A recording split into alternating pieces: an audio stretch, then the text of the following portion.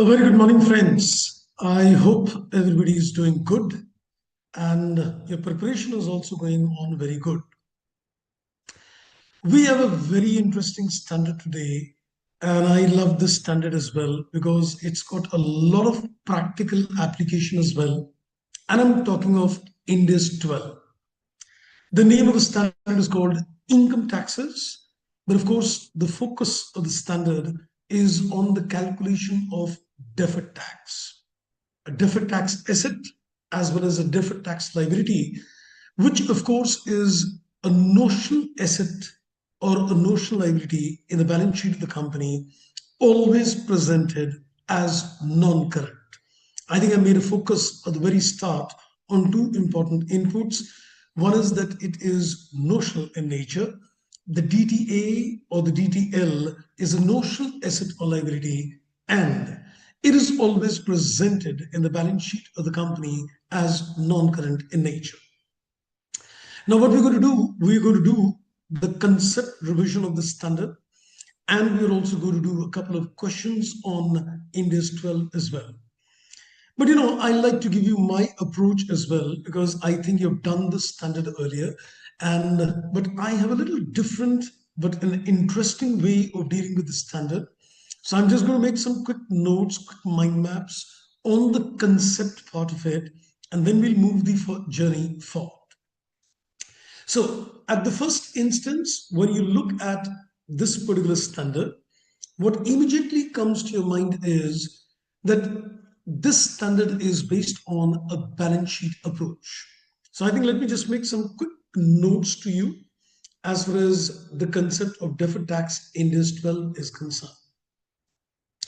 So what should come to your mind is when you look at India's 12, a few things, what comes to you, the name of the standard is income taxes. So I'm just making some quick notes which will be helpful in terms of revision at the end as well. So the first focus point is that this standard is based on a balance sheet approach. The standard is based on a balance sheet approach, and you already know this. The second is DTA, or you can say a DTL, is a notional.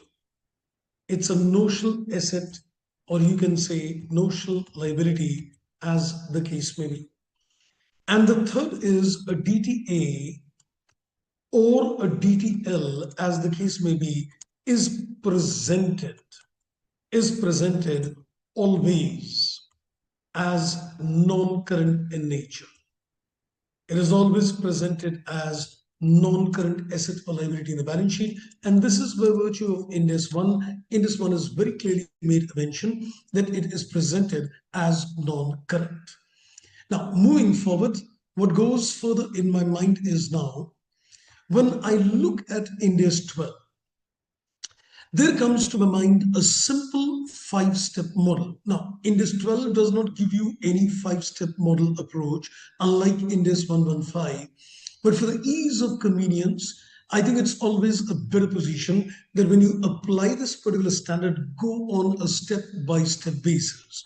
So I'm going to give you a simple 5-step model which you can apply as far as India's 12 is concerned. Now, what is that 5-step model which we are going to apply in this particular standard? And we're going to make some quick revisions on each of these 5 steps. We'll keep making revisions and we'll keep doing the questions also with you. Now, in terms of the step number 1, since the standard is based on a balance sheet approach, what do you need to do? You need to first of all identify the carrying amount. You need to identify the carrying amount, or you could alternatively call it as the book value of all the assets and liabilities. Since the standard is based on a balance sheet approach, and therefore, in this particular case, when you're looking at the step number 1, it is organizing the carrying value, or you can say the book value of all the assets and liability. And trust me, when you're looking at the step number 1, practically the step number 1 has got nothing to do with India's 12, because this is a pure exercise which is based on, you can say, calculating the value of the asset and liability using the relevant standard. Like for example, if you're calculating a book value of a PPE, in that particular case, you would apply Ind AS 16. You're calculating the book value of the inventory, you would apply Ind AS 2. So calculating the carrying amount of the book value is not an exercise of the standard, but it is as per the relevant standard. It is as per the relevant standard that you need to organize this particular data. So I think we need not discuss the step number one, because as you've done the other standards, you know how to organize the book value or the carrying value of the asset and liability. Then comes the step number two, which I believe is one of the most crucial steps in terms of applying this standard, and that is computation of the tax base. It is the computation of what we call the tax base. And this is also calculated for all the assets as well as the liability. So you've calculated the value, the book value of the asset and liability. Then comes the calculation of the tax base.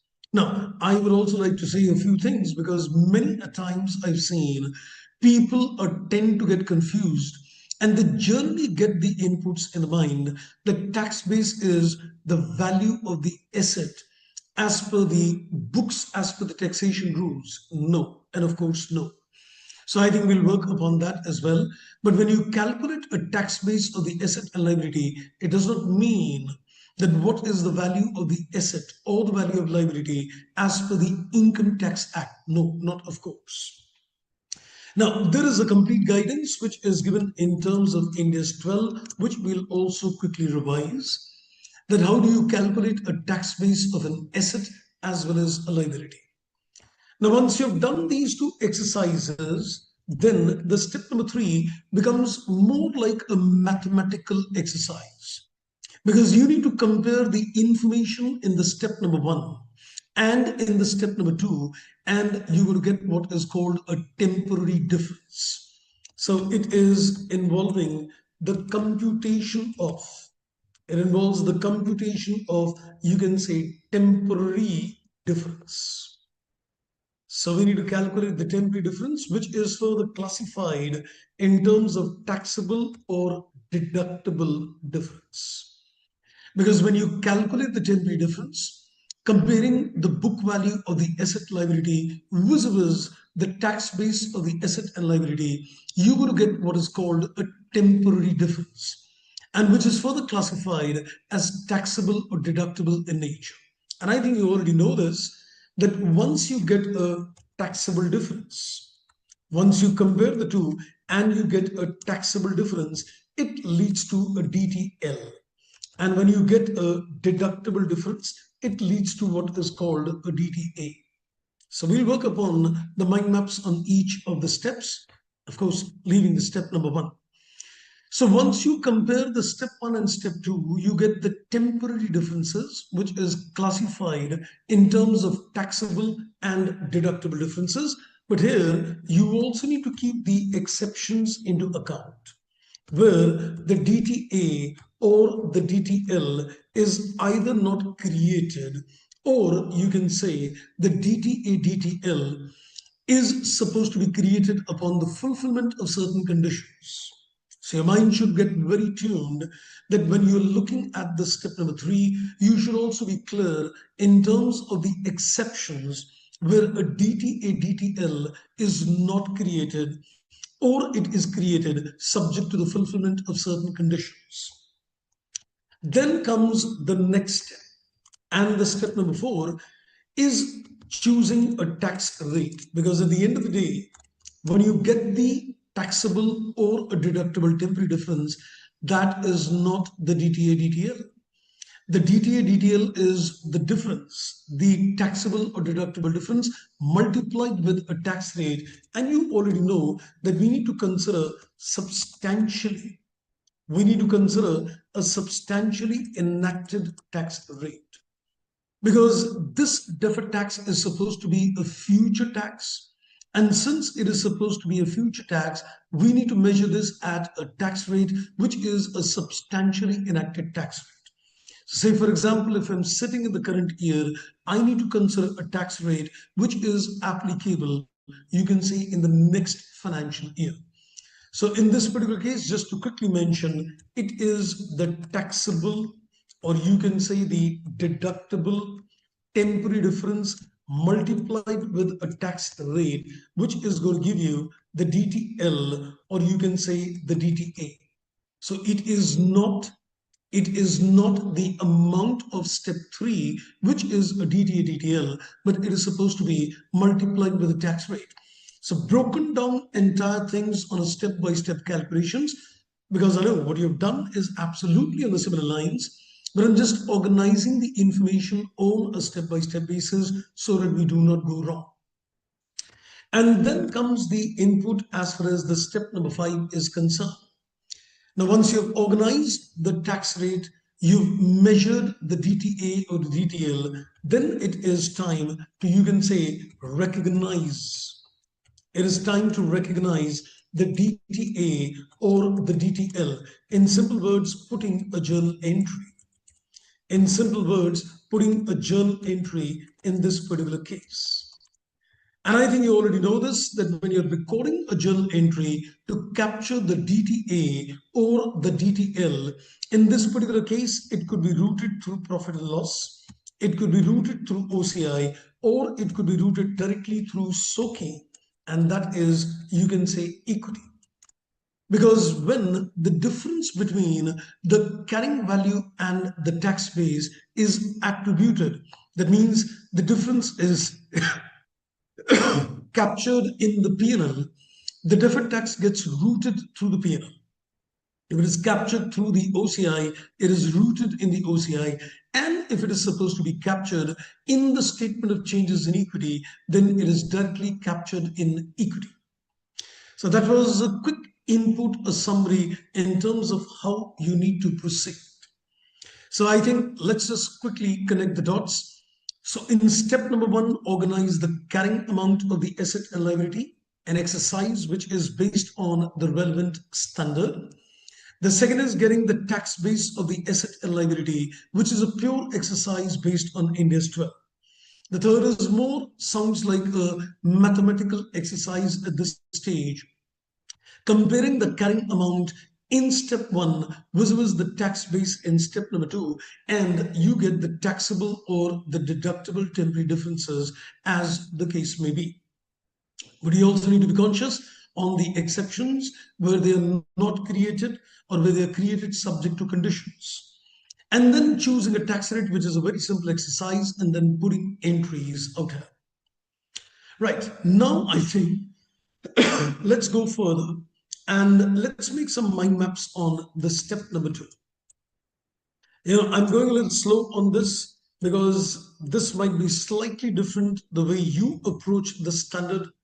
I would still like to know, is this exactly the way you approach this particular standard, or do you think there is slight little difference in terms of things? What do you say?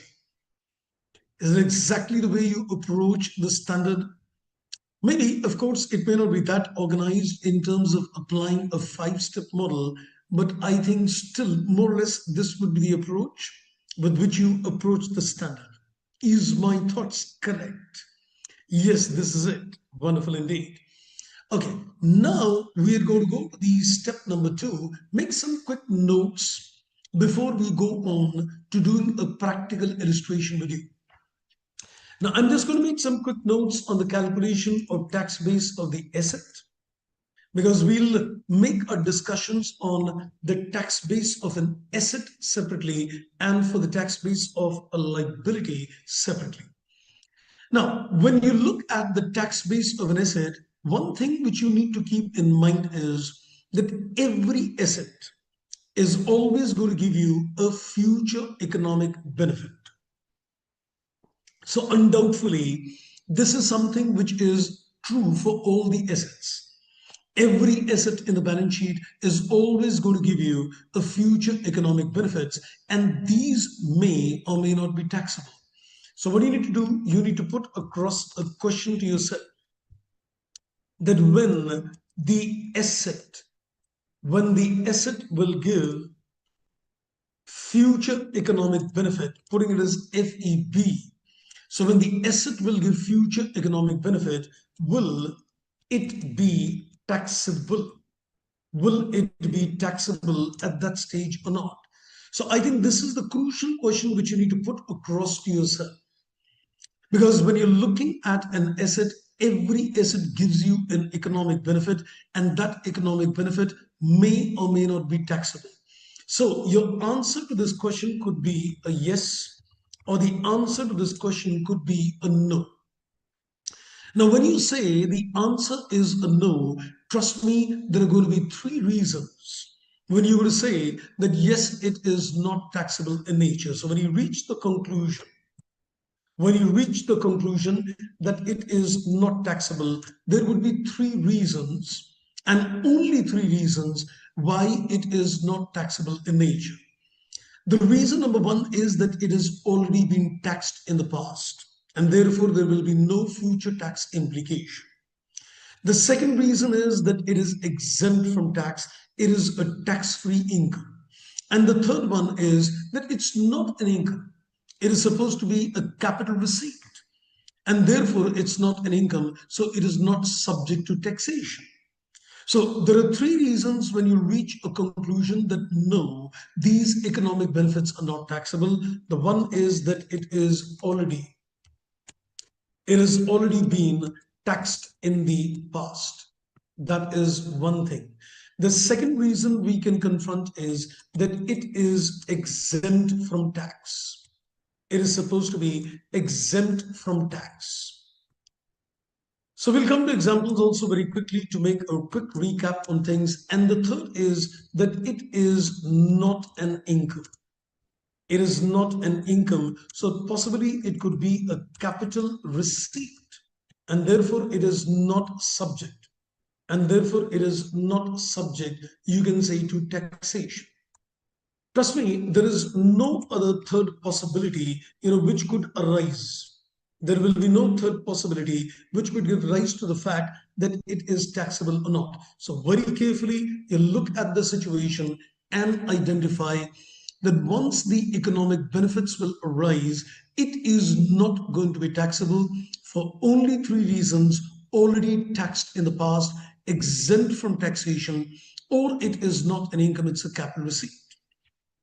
Now, if you say yes, it is going to be taxable, then in that particular case, the tax base is being defined as a future deduction.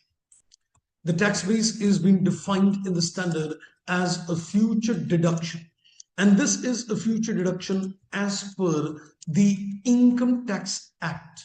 Now, this is important, that this is a future deduction as per the Income Tax Act, which is available against. So you can say which is available against the taxable amount. Since the benefits arising out of the asset, are going to be taxable, we need to find out, as per the Income Tax Act, what deduction do you get against the taxable income? Is the entire economic benefits going to be taxed, or is it the net amount which will be taxable, which means you are going to get a deduction against a taxable income? I think let's take some quick examples to make a quick revision on this concept as well. So I think I'll take some examples to quickly create a mind map.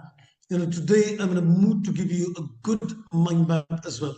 Not because this is my last revisionary lecture, but of course I love this standard and I want to give you some good notes, which you can of course download the Excel later and enjoy them. Make some more value additions to this notes according to your own practice as well. Okay, so I think let's take some quick examples now on this area and understand how the application of this concept is done. Let's say, for example, I'm looking at a trade receivable. Now, when you look at the concept of a trade receivable, No, we need you. Do not say this is a last revisionary class. No, in the sense, my last, topic allotted to me. Okay, so when I'm looking in terms of a trade receivable, now in this particular case, you know this very well. I think let me now put some quick questions as well. I think I've been doing a lot of talking for the last 20 minutes. I think now it's time to put some questions. So when you go to collect the money from the debtor, when you go to collect the money from the debtor, in this particular case, is the amount going to be taxable? Yes or no?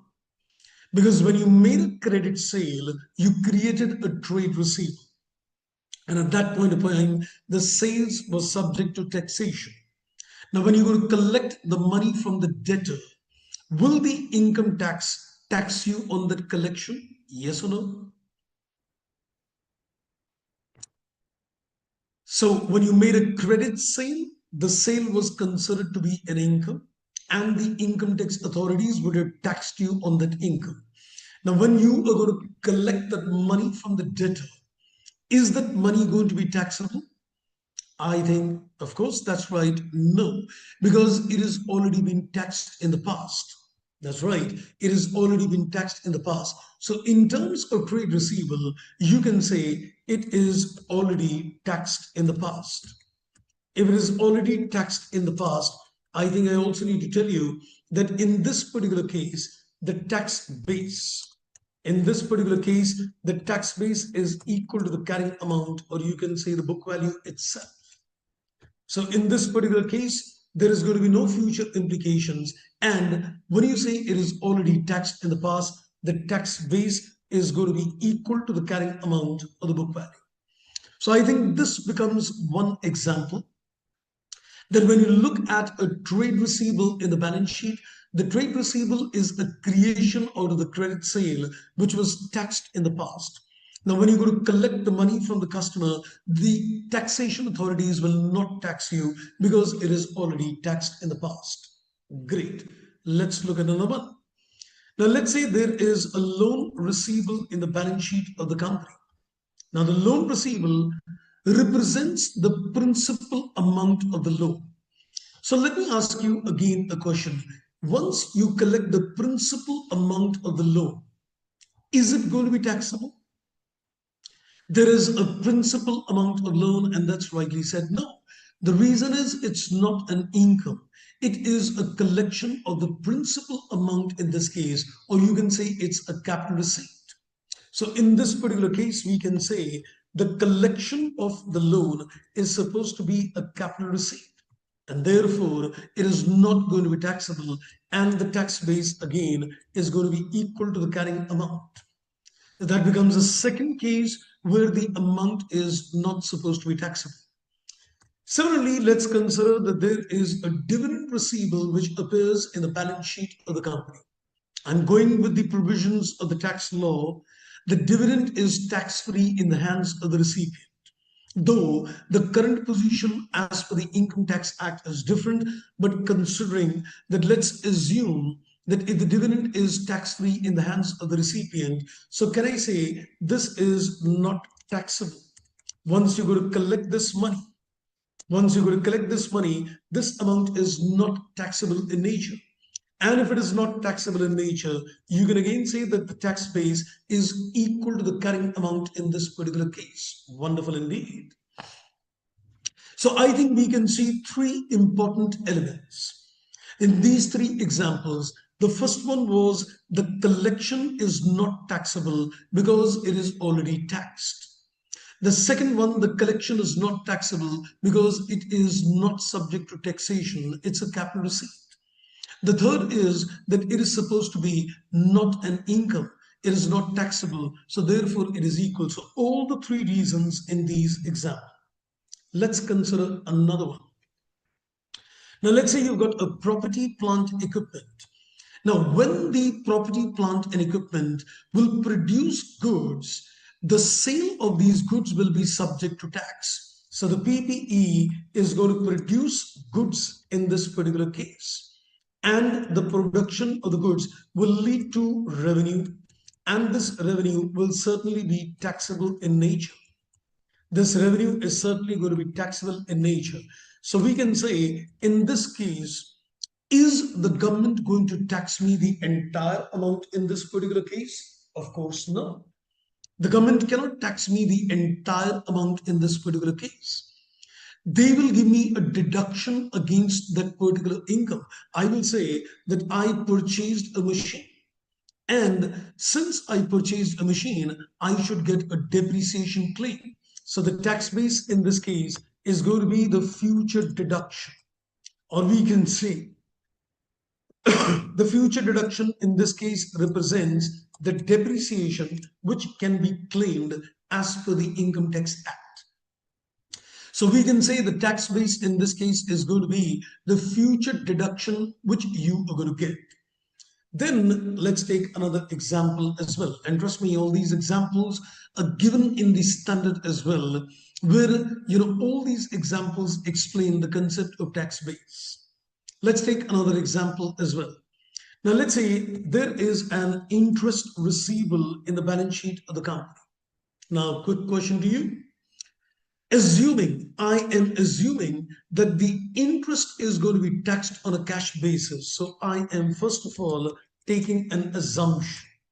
I'm first taking an assumption and making an assumption that it is taxable, not on accrual basis, but let's say it is taxable on a cash basis. So let me ask you, once you collect this money, is the amount going to be taxable? Because if the interest is going to be taxed on a cash basis, so when you go to collect this money, yes, it will be taxable at that stage. And will the government give you any deduction under the Income Tax Act? I think we just need to visualize that once you earn an interest income, do you get a deduction under the Income Tax Act in this particular case? Can you claim any deduction? And that's rightly said, no. So in this particular case, we can say the tax base is equal to 0 in this case, because you're not going to get any deduction in this case. Now, if you notice these examples, you can see the first 3 examples are concentrating on the fact that it is not subject to tax in the future, either for the reason it was already taxed, or it is a capital receipt, not an income, or it is exempt from tax. And the other 2 cases, you can see that it is taxable. In one case, you're getting a future deduction under the Income Tax Act. And in the second case, you're not getting a deduction. I think that makes a quick revision on the tax base of an asset. Okay, so this was the tax base of an asset. Now I think we're going to do the tax base of a liability. Then we'll do a question. So far, so good. I hope you've been able to catch up with the concept revision of this. So I thought it's a good idea to make some quick revisions on the concept of, and then do the question. So let's consider the tax base of the liabilities now at this particular stage. Now, when you look at the concept of a tax base of a liability, what comes to the mind is that there are 2 kinds of liability. I always tell people that if you look at the definition, which is given in the standard, in this particular case, we can say that there are 2 kinds of liability. One is a liability which is going to be paid in tax, paid in cash. And the other liability is which is not paid in cash, but is discharged by way of goods and services. So when you focus in terms of tax base or liability, you should first of all filter that is it a liability? So you can say, is it a liability to be settled in cash? Is it a liability to be settled in cash or to be discharged by way of goods and services? By way of goods and services. So I think that's the first thing which I need to look into before I define the tax base of a liability. Identify what is the nature of the liability. So I will looking at liabilities which are going to be settled by way of payment in cash, Or is it a liability which is going to be settled by way of goods and service? So let's say we consider that it is going to be settled in cash. So let's consider it's going to be settled in cash on one hand, and the other one which is going to be discharged by way of goods and services. So these are the two permutations and combinations. Let's now concentrate in terms of these two different kinds of liability. A liability which is settled by way of cash. Here again, I'm going to put a small little question and let me pen down that question as well. So I'm going to put a question to myself that once you pay this liability, will you get a deduction under the Income Tax Act?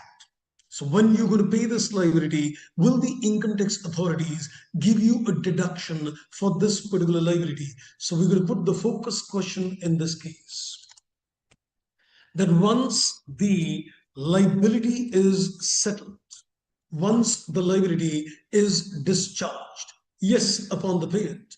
So you're going to see once the liability is settled, are we, or we can say, is the Income Tax Act, going to give us, is the Income Tax Act going to give us a deduction? So basically what you need to find out that at the time of payment, at the time of settlement, at the time of discharge. So when you're going to pay the cash at the time of settlement, so once the liability is settled, is the income tax going to give us a deduction? And the answer could be a yes, or the answer could be a no in this particular case. Now, I think you can make a well guess at this particular stage. When you say the answer is a no, would you like to make a guess? How many reasons could there be? I think if you've understood the concept of an asset, you can vouch me that if you say once you're going to pay the liability, you are not going to get a deduction. So how many reasons could there be that you are not going to get a deduction in this particular case? Any wild guess based on the concept of a tax base of an asset? How many possible reasons could there be that once you make a payment, I am not going to get a deduction? I think my concept of tax base of an asset is slightly different from your previous learning. Is that what I'm getting a feeling? Say yes or no. So when I gave you the concept of a tax base, putting a question and creating the permutations of three reasons, I think it stands different. If yes, nobody, I'll also give you out here. Once received the answer, we'll say, okay, so I think let's put it across. So this will be three reasons again. Trust me, there will be three reasons again. And the three reasons in this case is that it is already been allowed. It is already been allowed earlier. Because if the deduction was already allowed to you in the past, then I'm not going to get a deduction again in the future. Because maybe the expense was allowed on an accrual basis by the income tax department. So if it was allowed on accrual basis, then it is already allowed. So when you're going to make a payment, it's not going to be allowed again. The second reason is that it is not allowed. That means it is, in a way you can say, prohibited by the Income Tax Act. The Income Tax Act does not allow you a deduction. It is prohibited as per the Taxation Act. And number three, we can say that it is not a revenue expenditure. It is not a revenue expense. Maybe it is a capital receipt for that, a capital payment for that matter. So it is not a revenue expense, and you will not be allowed expenses which are not revenue in nature. And going with the same logic, once you say that in this particular case, no deduction will be allowed in the future, the tax base is equal to the carrying amount in this particular case. So that maintains a good, interesting parity. And that gives us the input that once a liability, which is going to be settled in the future, is paid in cash, there will be three reasons that you will not be allowed a deduction. Same concepts I understood earlier as well, no difference. That's wonderful indeed in that case. Maybe I'm just organizing it on a step-by-step basis to give you more chronological thoughts of things. I think that could be the thing. The way of question asked is a little different way. That's perfectly okay. Till the extent it can consolidate and improve the concept, that works fine. Okay, and then when you say that yes, I will get a deduction, then we can say the tax base is the carrying amount minus the future deduction. And this is one thing we need to be careful of. Because when you're looking at the tax base of an asset, the tax base of the asset is the future deduction itself. But when you're looking at the tax base of the liability, it is not just the future deduction, it is the carrying amount of the liability minus the future deduction. Now let's also have a look in terms of those liability which are discharged not in terms of cash, but they are going to be paid by way of goods and services. And the standard says the tax base in this case is the carrying amount minus the income on which there will be no tax in the future. So we can say minus the income on which there will be no tax, on which there will be no tax in the future. So in this particular case, we need to consider the carrying amount minus the amount of income on which there will be no taxes in the future. I think let's now take some quick examples as well, and I think illustrate the concept of this liability.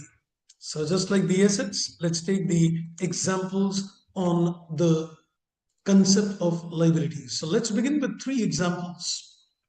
Considering those liabilities which will be paid in cash and no deductions will be allowed for the reason already allowed, for the reason it is not allowed, and for the reason it's not a revenue expenditure. Let's consider first of all a trades payable.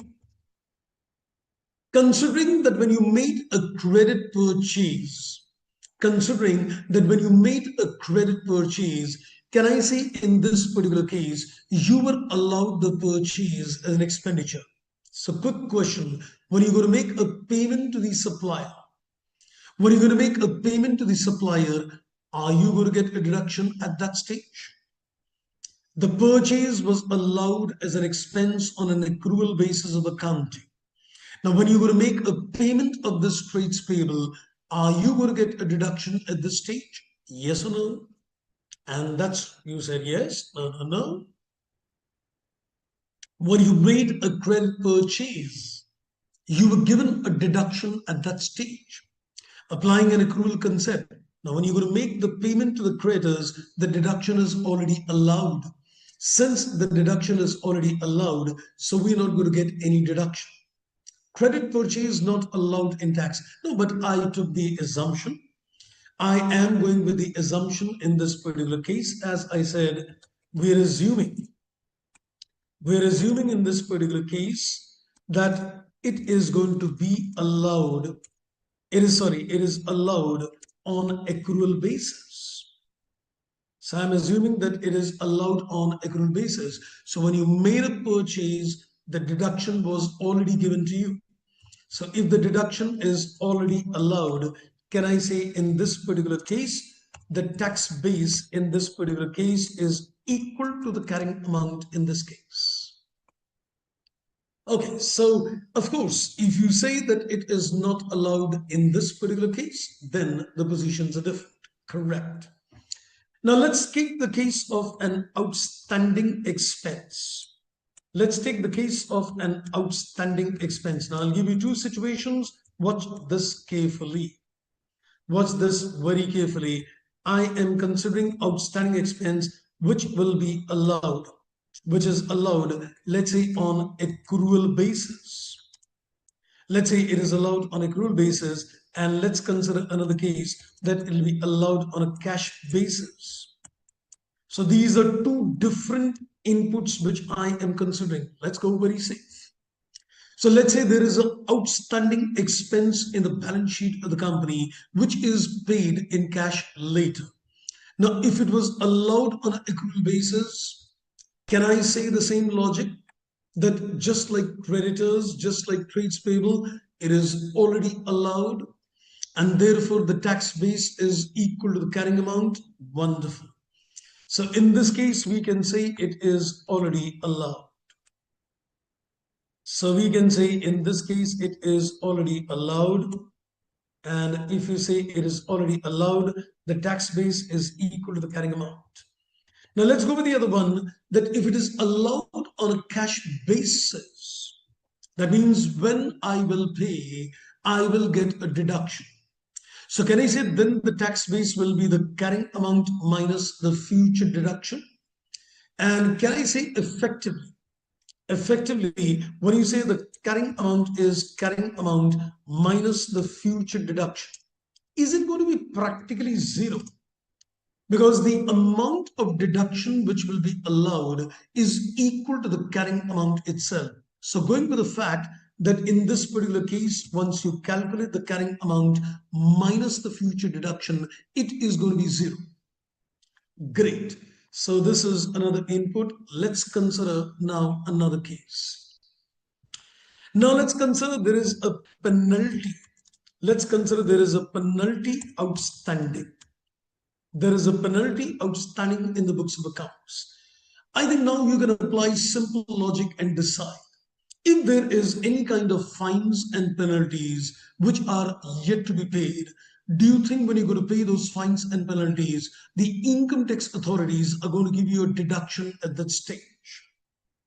So do you think when there is any fines and penalties, and that's right, it is not allowed. That's right, it is not allowed under the Income Tax Act. It is not allowed under the Income Tax Act in this particular case. And since it is not allowed, we can say the tax base is equal to the carrying amount in this case. Wonderful, super. Section 37, that's right indeed. So you can see that we have taken two cases so far. One is that it is not allowed because it is already allowed in the past. The second one is that it is prohibited under the Income Tax Act. It is not allowed in nature. Let's take another case as well. Let's say there is a loans payable, which represents the principal amount of the loan. So if there is a loans payable which represents the principal amount of loan, so when you're going to pay this loan, will you get a deduction at that stage? When you're going to make a principal payment of the loan, will you get a deduction in that stage? The principal amount is not a revenue expense, and that's right, and therefore it is not allowed. So we can say it is not an expense. It is not an expense. It is a payment of the principal money. So the tax base in this case is again equal to the carrying amount. So I think all those three cases are done where we can say that it was already allowed in the past. It is not going to be allowed. It is prohibited under the Income Tax Act, and it is not a revenue expense, but it is a capital repayment and therefore not allowed. We've also seen the case where the outstanding expense is allowed on a cash basis. Then what is the tax base? Let's take another fifth example. Let's say there is an advance received from the customer. Let's consider there is an advance which is received from the customer. So trades payable only got confused. Now very clear. Thank you. You most welcome indeed. Okay, so now when I look at the advance received from the customer, the first thoughts what should come to the mind is this a liability which you're going to pay in cash? Or is this a liability which is going to be settled by way of goods and service? Because when you take the advance from the customer, you are going to give him goods in return, you're going to provide him services in return. So my second definition would apply. So in this particular case, we can say what is going to be the tax base. The tax base in this case is equal to the carrying amount minus the income, which is not taxable, minus the amount of income which is not taxable in the future. It is the amount of income which is not taxable in the future. Super. So I think that takes care of a walkthrough in step number 2. You cannot confront any other complications in terms of step 2. So we've almost spent 45 minutes revising the concept step number 2. And as it is, we're going to spend some good time on step number 3 as well, because step 4 again doesn't need any quick revisions. And step number 5, of course, we're going to work upon the entries as well. Now I think it's time to apply these concepts. But I think before we apply these concepts on the tax base, because we can now do a couple of questions, but I think let's quickly make some quick revisions on step 3 without exceptions. Without exceptions. We'll discuss the exceptions later. So now we are looking at the step number 3, where we're looking at the calculation of the temporary difference. We're looking at the calculation of the temporary difference. The tax base is done. Now the focus is on the calculation of the temporary difference. Now when you calculate a temporary difference, it is simply comparing the carrying amount of the asset liability vis-a-vis the tax base of the asset liability. So you compare, you can say the book value or the carrying amount of asset oblique liability. So you compare the value which is given in step 1 versus, you can say, the tax base versus the tax base of the asset oblique the liability. And this is what you've computed in step number 2. Now, I think let's quickly make some mind map at this stage before we do the questions. I'll discuss the case of exceptions later, but let's just get the basic framework done. So when you look at the comparison of the carrying amount of asset and liability vis-a-vis the tax base of asset liability, you are either going to get a taxable temporary difference, TD, or you're going to get what is called a deductible temporary difference. So you're going to get a taxable temporary difference, or you're going to get a deductible temporary difference. Now let's ask you quick questions. Now, let's say if I am looking at an asset, when do you say that there is a taxable temporary difference? When the carrying amount is more than the tax base, or is it the other way around? So when you're looking at the taxable temporary differences, comparing the asset, so when do you get this? When the carrying amount is more, or when the carrying amount is less. And that's right, the carrying amount is more than the tax base. So in terms of asset, when the carrying amount is greater, when the carrying amount is greater than the tax base, we are going to get a taxable temporary difference. And it'll be the other way around. If the carrying amount is less than the tax base, then it is going to be deductible in nature. And similarly, if you compare this for a liability, trust me, it is the other way around. In terms of the liability, you can say the carrying amount is less than the tax base. And in this case, the carrying amount is greater than, the tax base in this case. So whatever thoughts you apply for the asset, exactly the opposite thoughts are applied in terms of liability, and you get the difference. That is called the taxable or the deductible temporary differences. Now, when you get a taxable temporary differences, it leads to a DTL. And what is the DTL? The DTL is the taxable temporary difference into the tax rate, which you are going to identify in terms of the step number 4. Similarly, we can say the deductible temporary difference leads to, you can say, a DTA. And what is the DTA? It is the deductible. You can say, temporary difference into a tax rate, which is going to be the amount of DTA. Okay, so far so good. So I think this gives us the quick input summary in terms of the step number 3. Where you compare the carrying amount and the tax base of assets and liability, and you get a taxable difference leads to a DTA, DDL, and a deductible difference leads to a DTA. And the amount of temporary difference is not the DTA DTL, but it is multiplied with the tax rate, which is substantially enacted tax rate. You get a DTA DTL. And this DTA DTL is the figure which goes in the income statement, or is this the figure from the balance sheet perspective? I think that's another crucial question to put across. So when you get the taxable difference or when you get the deductible difference and you multiply it with the tax rate, is this figure which goes in the income statement, or is this figure which appears in the balance sheet as an asset or liability? Remember, we're applying a balance sheet approach, and that's rightly given.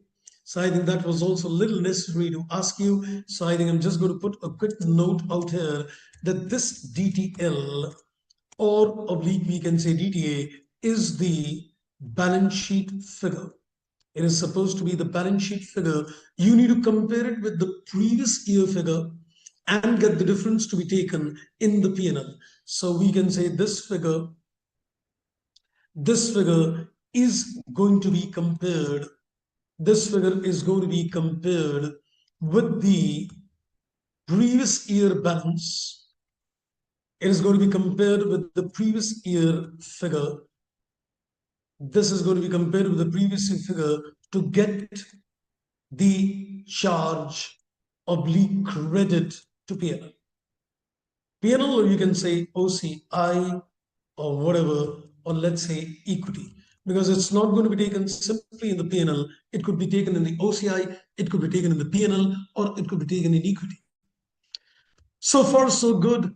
I guess now we stand comfortable to do the question. Okay, let's, I think, now begin with the question. So the exceptions we'll discuss later. Let's, I think, do some quick questions with you, and then we'll come to the exceptions in detailed discussion later. So let's begin our journey in terms of the question number 1. And this question number 1 was a January 21 examination question which came for 4 marks in the exam. Let's read. It says C acquired the following assets and liabilities in a business combination. Oh, so I think once we're looking at a business combination, does that also fall under the purview of exceptions? When you're looking at the concept of a business combination, does that also fall under the purview of exceptions? What do you say? I'm here to discuss that exception, but does that fall under the case of exception? Any inputs? When you look at the concept of a business combination, Index 103, does that fall under the case of exceptions? Is there any kind of restrictions which are there when you cannot create a DTA DTL? Okay, I think I need to give the answer on that question, I think. Yes, it definitely falls under the concept of an exception. In this particular case, when you get a goodwill arising out of a business combination, then no DTL is created on that goodwill. But of course, if that goodwill leads to a DTA, it is created. So I think we'll pen that down later, but we're just quickly making some inputs in the mind. When a company passes a business combination acquisition entry, so you're supposed to capture the deferred tax asset and liability on all the assets and liability which are taken at a fair value. I think we've already seen that in the business combination revision as well, that all those assets and liability whose book value, which is now going to be the fair value, differs on account of tax base, will lead to different tax consequences. But the goodwill which arises on a business combination, that goodwill, if it leads to a DTL, it is not recognized. And if it leads to a DTA, it is recognized. So let's, I think, read further. So we are given the fair value of these assets and the carrying amount of these assets, and the temporary difference is also given. I'm just thinking, let me just get the worksheet done. Can I say technically this fair value is the carrying amount for the purposes of Index 12? And this carrying amount is typically the tax base for the purpose of Ind AS 12. Is my thoughts correct? Because when you're going to take the acquisition entry, the assets and liabilities will be taken at the fair value, and that's rightly watched. So in this particular case, we can say that the fair value in this case is less. The inventory, the fair value is less. The tax base is greater. And even in this case, it is less. Even in this case, it is less. So we can say for all the assets, the tax base of the asset is more as compared to the carrying amount. So would you like to tell me that this difference which is given is supposed to be taxable or is it deductible in nature? So what do you say? In this particular case, when we're looking at this particular difference, do you think this is supposed to be taxable or is it supposed to be a deductible temporary difference? Because in all the cases, the tax base of the asset is more as compared to the tax carrying amount. And that's right. DDL, no, no, no, no, no. This is supposed to be a deductible temporary difference. It is supposed to be deductible because we just saw that when the carrying amount of the asset is less, it leads to a deductible temporary difference, would lead to a DDA. Now, as far as the debentures are concerned, the values are same, and that's it. So, on account of liability, there are no deferred tax consequences. And therefore, he has compared the two and got the goodwill as well. Then he says goodwill is a deductible as a permissible expense under the existing tax law. Now, in this particular case, you can say, as far as the goodwill is concerned, that would lead to a detail that is not going to be recognized. Then he says, calculate the deferred tax asset and liability as per the relevant Ind AS 12 and put the journal entries in the books of C, assuming a tax rate at the rate of 25%. So I think let's organize this question well. Let's go back to the solution. So we're looking at the question number 1. And I think I'll not get into each and every asset in detail, but we can say that we've got the assets and we've got the carrying amount of the assets and we've also got the tax base. So I'm just going to organize the data. The carrying amount of the assets is the fair value 910. So let's put this as 910. And as far as the tax base is concerned, it's 955. So the tax base is 955. So we're going to get the deductible. We're going to get the deductible temporary difference, and that is 55. And we're given the tax rate in the question. So the tax rate in the question, I guess, is 25%. Let's see the DTA. So we're going to get the DTA, which is, and these figures are all in thousands, I guess. Yes, so this is all in terms of thousands. So on this, for 45, sorry, not 55. So on the difference of 45, a 25% would mean this is 11.25. So let's put it in a wholesome figure. This works out at 11,250. Okay, now we are also required to pass an acquisition entry. Let's also put an acquisition entry that is as per Ind AS 103. So when you look at the acquisition entry, we're going to record the net assets. That would be given a debit. The purchase consideration is going to get a credit. And I think least we forget, let's take a DTA also debit. The purchase consideration gets a credit. Let's fit in the figures and get the details. So that's right, it is a DDA, that's right. So we are given the net assets. So what is the net assets in this case? Can I say the fair value of the net assets is 710? So the net asset is 7,10,000. This is given in terms of thousand.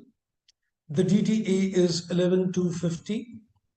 The purchase consideration is 7 lakh 60.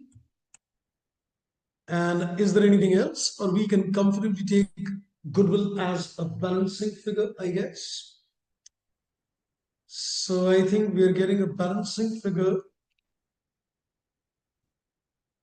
that is, I think, coming to a total of 38,750. That is the balancing figure. And the status is done. So this becomes the goodwill. Wonderful indeed. So I think simple and straightforward. Now, in this particular case, what we did, first of all, we calculated the amount of deferred tax, you can say, pertaining to all the assets and liability other than goodwill, because goodwill will lead to a DTL, so no DTL on a goodwill, but we took the DTA on all the net assets other than goodwill, and then we take the goodwill as a balancing figure. That was a 4 marks, simple, straightforward examination question. Let's go further. Let's, I think, do another question of this. This came in RTP in November 2020. So unlike this particular question, you can say in this case, we had a little difference in terms of certain liabilities as well. Let's go to question number 2. It says on January 2020, H acquired 100% share capital for a consideration 15 lakh. The book value and the fair value of the assets and liability at the date of acquisition is given together with the tax base in the entity's S jurisdiction. Any goodwill arising on acquisition is not deductible for tax purposes. The tax rates in the entity H and S are 30 and 40. So which tax rate are you going to consider? The tax rate applicable to the holding company or the tax rate which is applicable to the subsidiary company? Mind you, this is the case where we are looking at capturing the assets and liabilities of the subsidiary company. So when you're going to consider the tax rate in this case, are you going to consider 30 or 40%? Decide. So we are given the tax base and we're given the fair values in this case. And this is as good as the carrying amount for the purposes of the standard. So I think if you just look at a quick look, the carrying amount is greater, the carrying amount is greater, the carrying amount is less, the carrying amount is equal, the carrying amount is equal, the carrying amount is equal. And in this particular case, so we are given the tax base is not there. So in this case, the carrying amount is greater.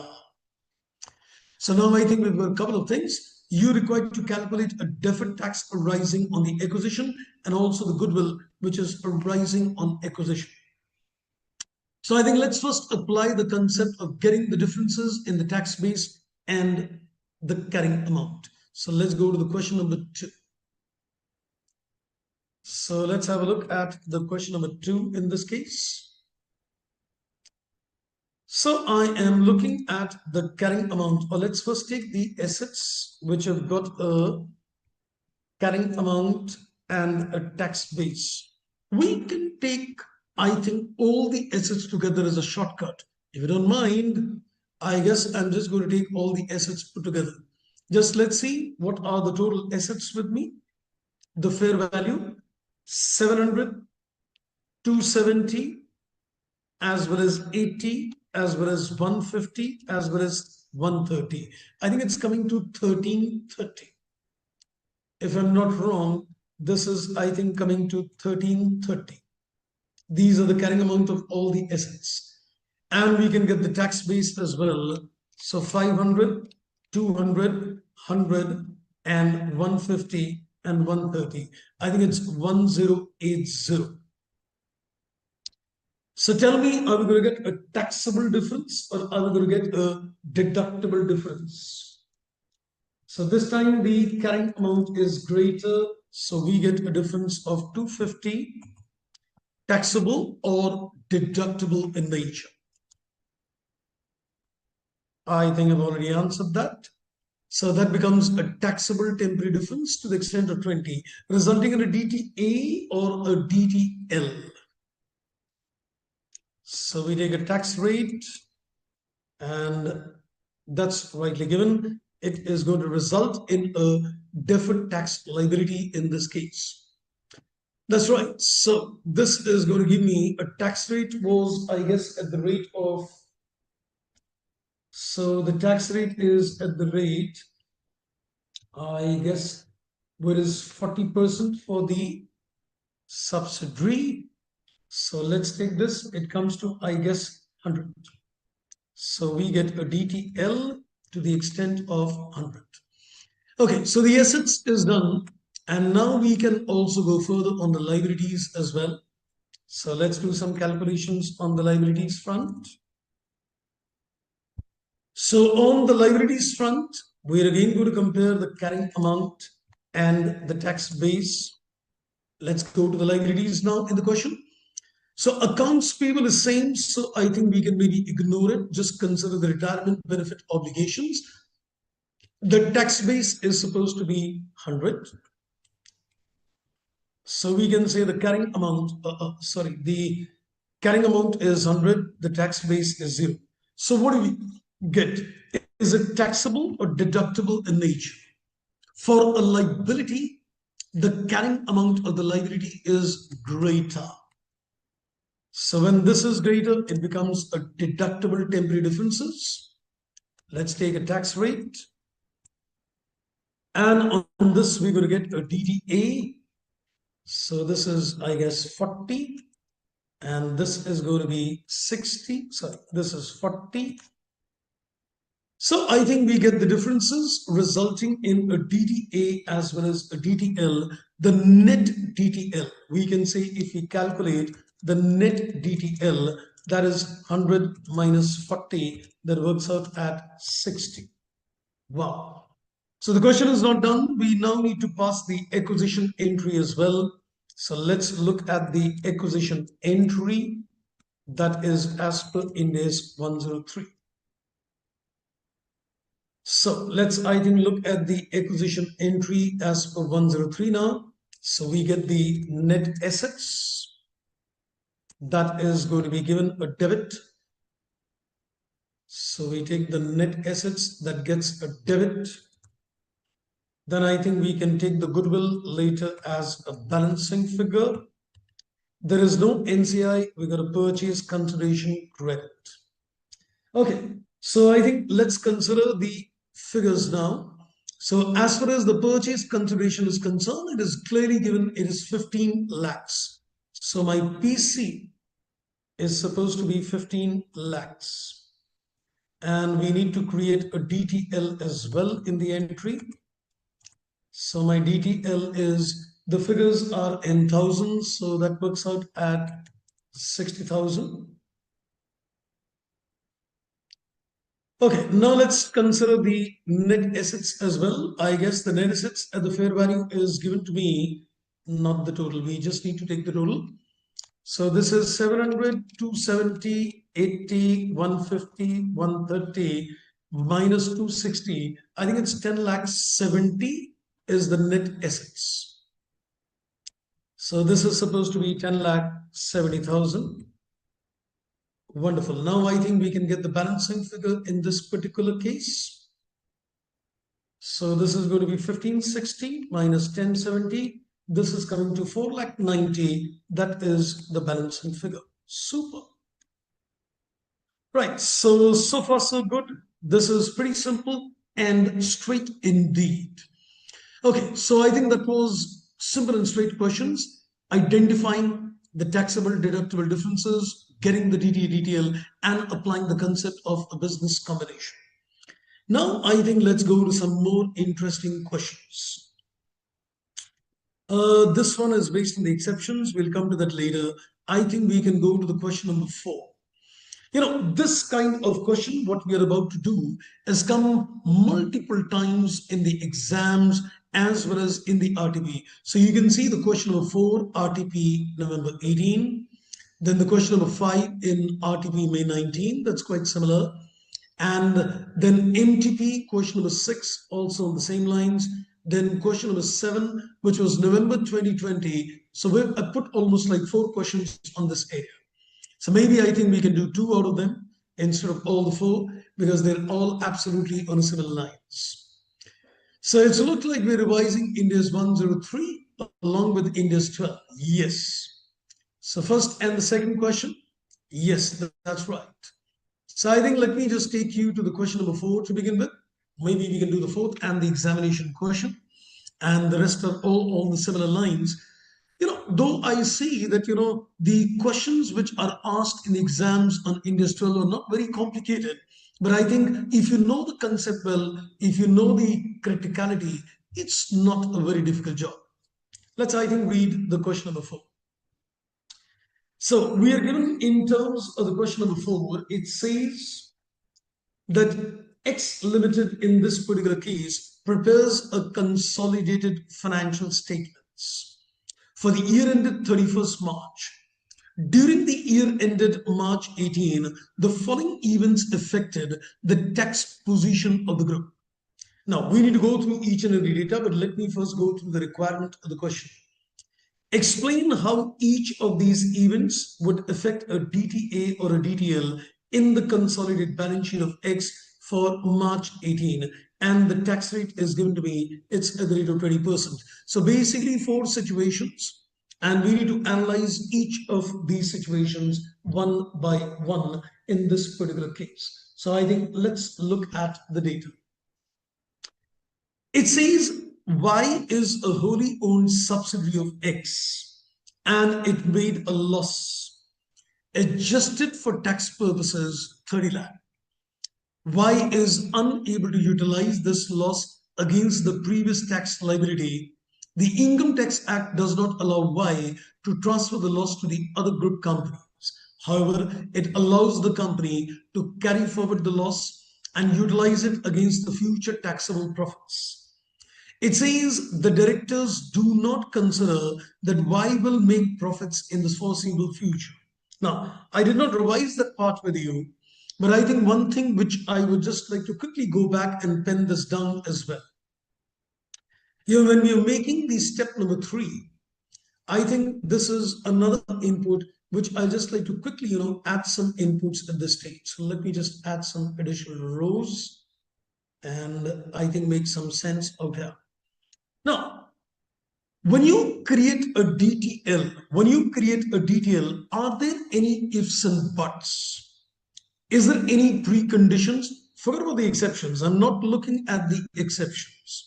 But when you create a DTL, are there any ifs and buts? Can I say there are no ifs and buts? So there are no ifs and buts. So there are no ifs and buts in this particular case.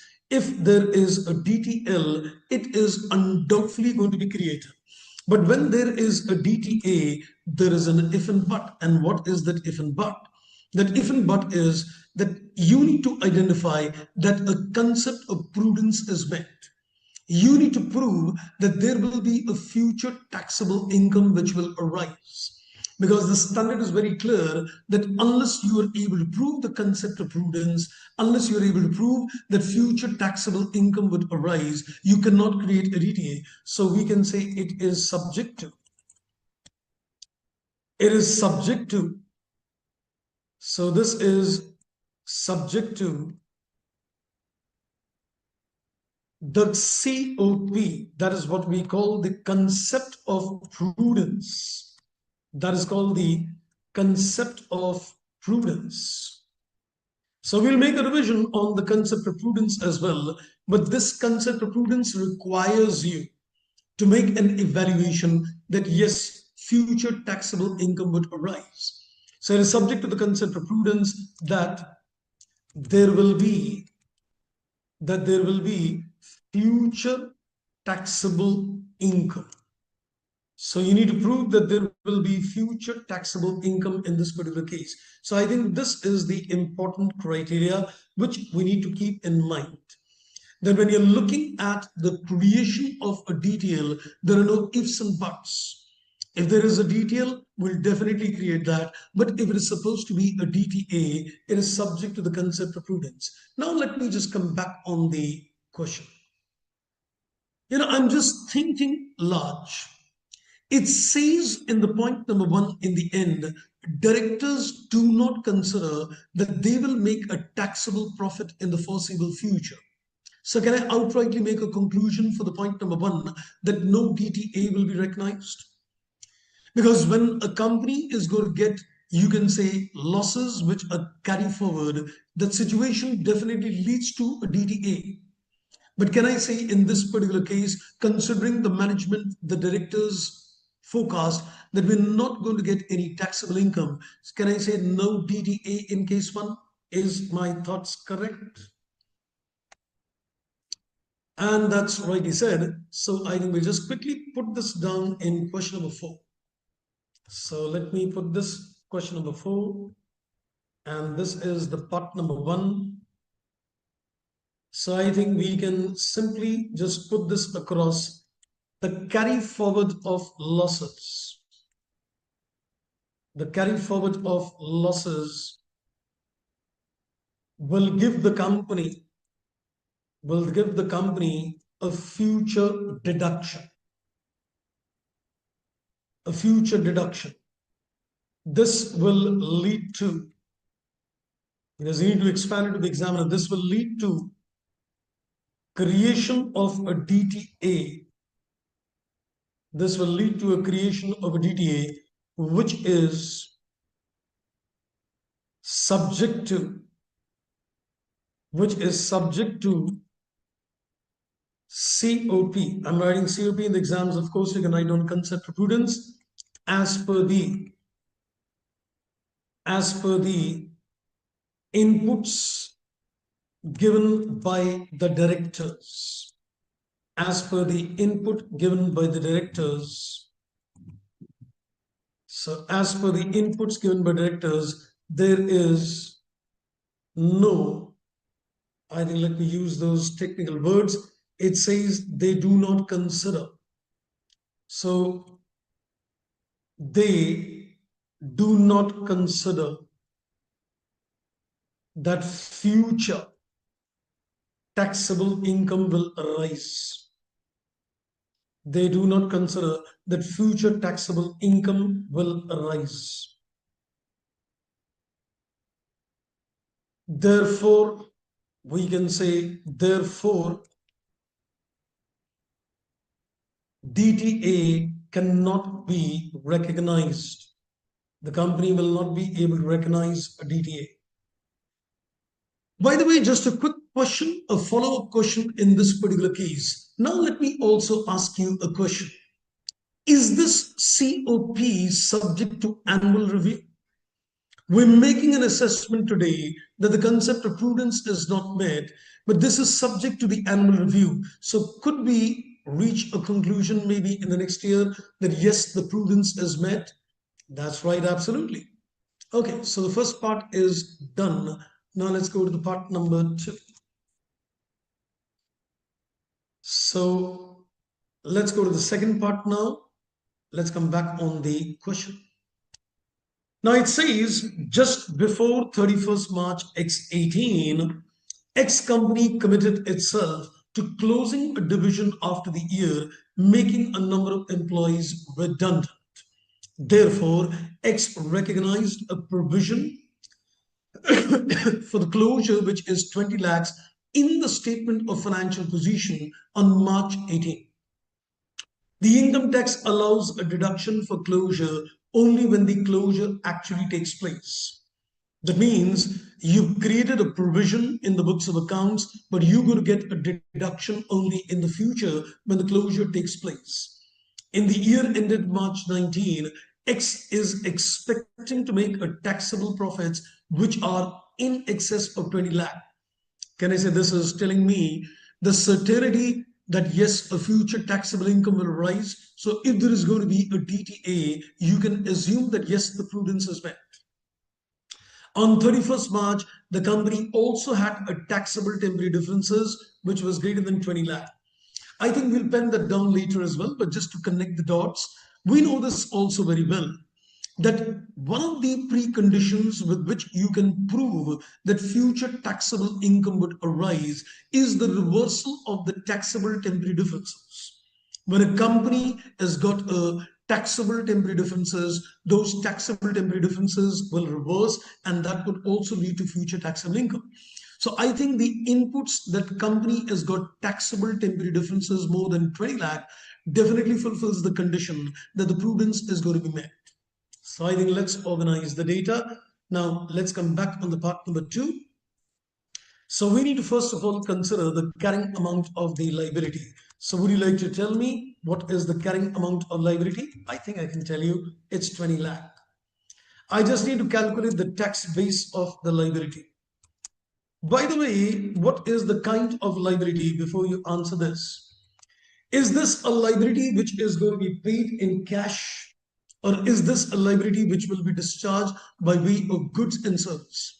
I think that's one pertinent question which should always crop your mind when you're looking at the calculation. It's basically a redundancy payment. So I think this liability is undoubtedly going to be paid in terms of cash.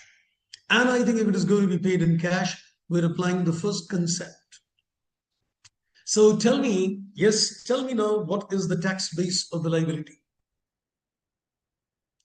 The carrying amount of the liability is 20 lakh. Considering the tax base is the carrying amount minus future deduction, superb, that's going to be 0. So we can say in this case it is nil, because 20 lakhs is the carrying amount minus 20 lakhs is the future deduction. So when you go to pay the liability, they will give you a deduction at that stage. And the carrying amount of the liability is more, and therefore in this particular case we are going to get a DDA. That's absolutely correct. So this becomes deductible temporary difference, that is 20 lakhs, and we consider the tax rate that would lead to a DDA. The tax rate, I guess, in the question is 20%. So this leads to a DTA, and that works out at 4 lakhs.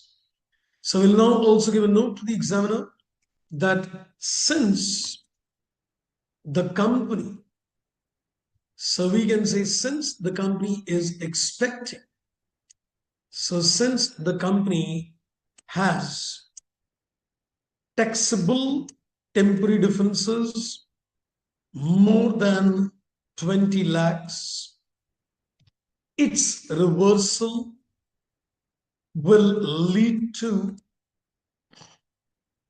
future taxable income, plus the question is also said that the management is expecting that they will get profits in excess, plus there is a reasonable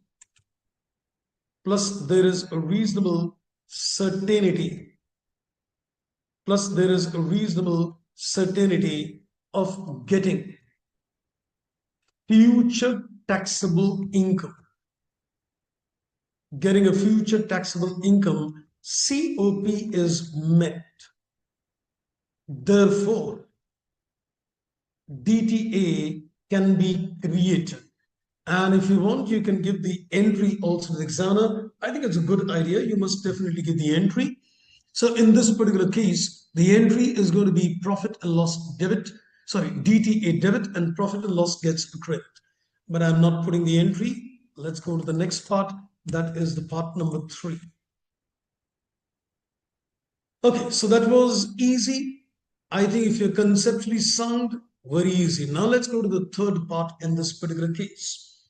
Now in this third part, what he tells me, during the year ended 31st March 17, X had a capitalized development cost which met the criteria of para number 57 of Ind AS 38. The para number 57 of Ind AS 38 talks about those 6 conditions which are there where you can capitalize the development expenditure in the balance sheet of the company. The total amount capitalized was 16 lakhs. The development project began to generate economic benefits from January 18. Now, if the economic benefits are generated from January 18, can I say in this particular case, I will be able to consider the capitalization and thus the amortization starting on 1st January. The directors estimated the economic benefits will come for 5 years, and the deduction the development expenditure is fully deductible against the taxable profits for the year ended March 18. So I think we can now well organize the carrying amount. Remember, the carrying amount in this case is not equal to that amount spent 16 lakh, because we also need to consider the amortization for a period of 3 months, January, February, and March. So let's organize the carrying amount in this case. So the carrying amount in this case is going to be 16 lakhs. We need the amortization. What would be the amortization? So we're going to take 16 lakhs divided by 5 years, and we can consider 3 months amortization. Let's see what is the book value. 16 lakhs divided by 5 for 3 months. I think that comes to 80,000 is the 3 months amortization. Absolutely correct. So I think this works out at 15 lakh 20. That is the carrying amount. Okay, now once we get the carrying amounts in this case, we need the tax base as well. Now this is an asset. So let's put a question across. Can I say in this particular case, I am given the inputs in the question. It says the development expenditure is fully deductible against the taxable profits for the year ended March 18. So would you like to tell me what is the tax base? Can I say the deduction is already allowed, or is it yet to be allowed? So what do you say in this particular case? It says it is fully deductible against the income. So can I say in this particular case, what would be the tax base?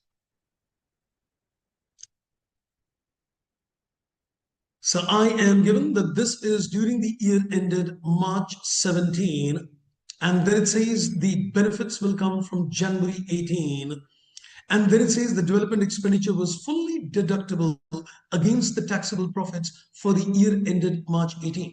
So is there any future deduction? Okay, I think I'm going to explain that. Maybe you're struggling in terms of getting the inputs on the value. Okay, let's put the question to you.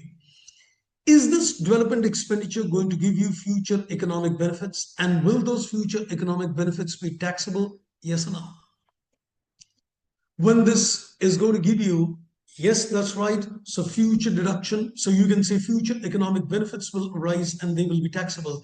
But are we going to get a deduction in the future? No. Because we have already got a deduction, so no future deduction. So tax base in this case is 0. The carrying amount of the asset in this case is more. It becomes a taxable temporary difference. That is 15 lakh 20. And this will lead to a DTL. So tax rate is 20%. Let's get the DTL. So this becomes a DTL, which is 20%, and that works out at 3,04,000. That is the deferred tax liability. And you can show the journal entry as well. In this case, the entry is going to be P&L gets a debit and DTL gets a credit in this case. Okay, so that was part 3. Now let me tell you in this case, so that there's no confusion later. In this case, when you're calculating the tax base, we are not saying that deduction is already allowed. So don't reach a conclusion that the tax base and the carrying amount is equal. In this case, when the asset will be used, economic benefits will arise, and those economic benefits will be taxable, but you're not going to get a deduction against those taxable benefits. Because tax base is the future deduction, you're not going to get a deduction, and therefore it becomes 0 in this case. Now let's come to the part number 4 of the requirement. Let's go ahead. It says on 1st April 17, X borrowed a total of 100 lakhs. The cost to arrange the borrowing is supposed to be 2 lakh rupees, which is nothing. But if you put it in technical language as per 109 TC, it's a transaction cost. And this qualified as a tax deduction on 1st April itself. The loan is for a period of 3 years, and no interest is payable on the loan, but the amount is payable in a lump sum. It is a bullet payment which is going to be made 3 years later. And this equates an annual interest rate of 10%. As for the Income Tax Act, a further deduction will be claimable when you are going to get the loan repaid. So he says the deduction of this, extra money over and above the principal amount is going to be available when you are going to pay the deduction. Now, this is interesting.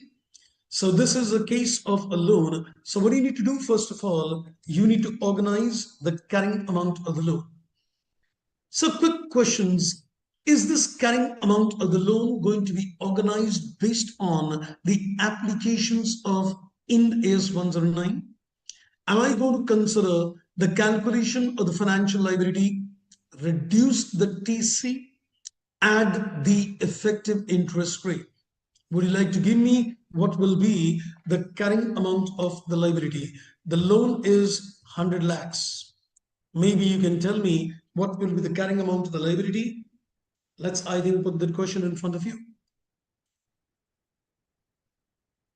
There is a 2 lakhs of TC and there is a 10% EIR, because even though we're not making a payment of interest every year, but still there is a need to calculate an effective rate, and that is 10%. So just imagine if you're making a financial liability ledger in your books of accounts, what will be the carrying amount of this liability at the end of the year? Any inputs? Any inputs in this particular case? I think I need to work it out. Okay, so can we say, okay, I think I got the answer. 10 lakhs minus 2 lakh, just 10 lakh minus 2 lakhs, or you're also going to reduce, you're also going to add the 10% interest on 98 lakhs at the rate of 10%. But just imagine a financial liability ledger. I think if you just imagine a financial liability ledger, let me just, I think, quickly give you the inputs as well, just to connect the dots. So I guess if I look at the financial liability, let's say this is on the credit side, you take 100 lakhs. So we can say you will take 100 lakhs minus the TC. So this works out at 98 lakhs. Then you make, this is the figure which is, you can say bank. Then there is going to be finance charge. There is going to be a finance charge, which is going to be on 98 lakhs at the rate of 10%. And that is to the extent of 9.8 lakhs. I think that will give us a better picture. So let me put that 98 lakhs also out here.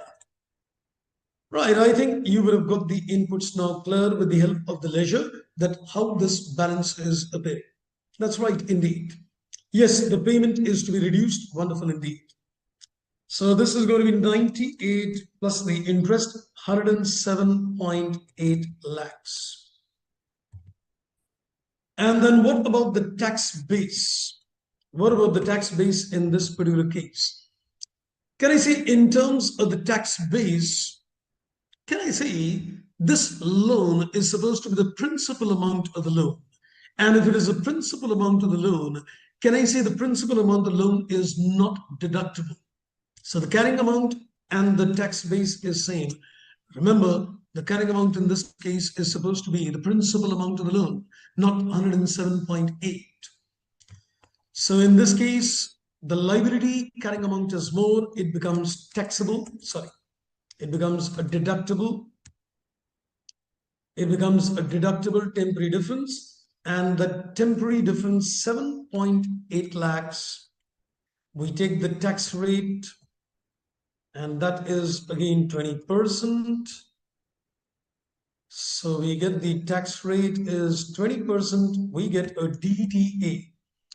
Are we given any information regarding the fact that we will be able to get some future incomes? No. So I think there is a presumption at the back of the mind that yes, we are going to get reasonable certainty of earning this money. So 7 lakh 80 into 20%, that works out at 156. So we just put that inputs to the examiner. That's right. So we can say in this particular case, assuming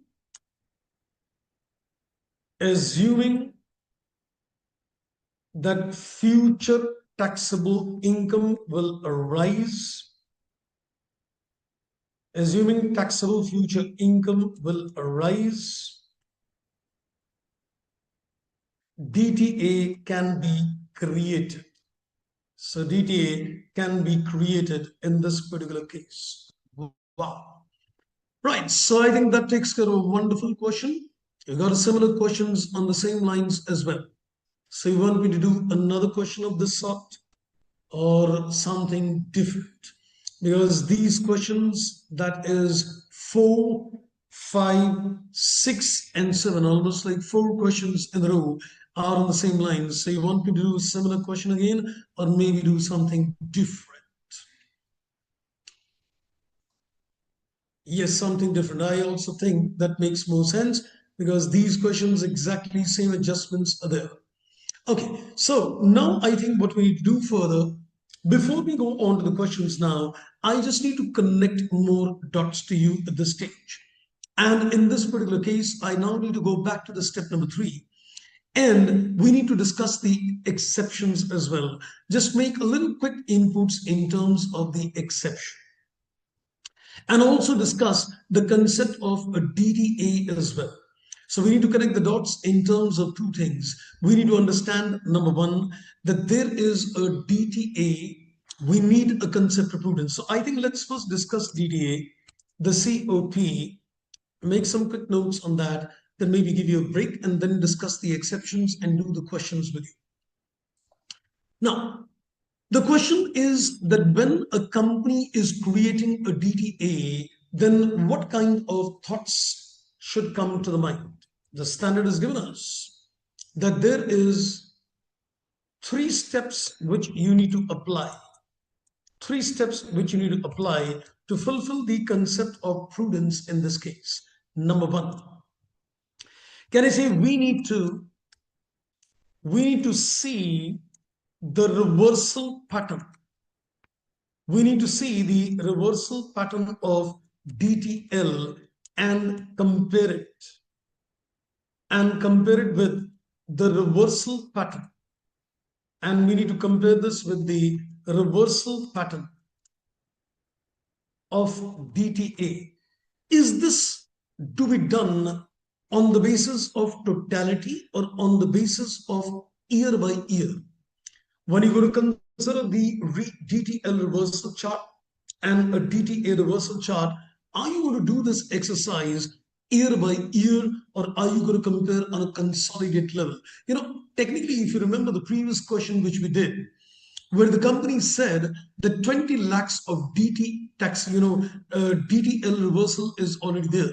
I think some way or the other, because of lack of data, we were comparing the totality. But do we make this comparison on a totality basis or do we make this comparison on an yearly basis?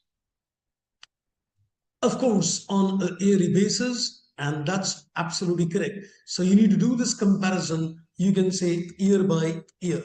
We'll see that in a practical illustration. The second input, what we need to do is once, let's say, for example, the company has got no DDL. So we need reasonable assurance. We need reasonable assurance that taxable future income will arise. Taxable future income will arise. So ask the management and make your assessment that be a reasonable future taxable income will arise. And the third and another important input is tax planning opportunities are available. So tax planning opportunities are available. So the company has got some tax planning opportunities available through the help of which they will be able to create future taxable income. And this is applied all in a sequence. When a company is looking at a DTA, you need to apply this all in a sequence. We need to see the reversal pattern of a DTL, compare it with the reversal pattern of a DDA. Then you need a reasonable assurance that future taxable incomes would arise. And then you need to compare the tax planning opportunities as well. Let's have a look at a small little question based on this, and then we'll take a break. So let's go back, and I think we are on question 8 is on that lines. Yes, this is a mock test paper, April 2019, question number 8.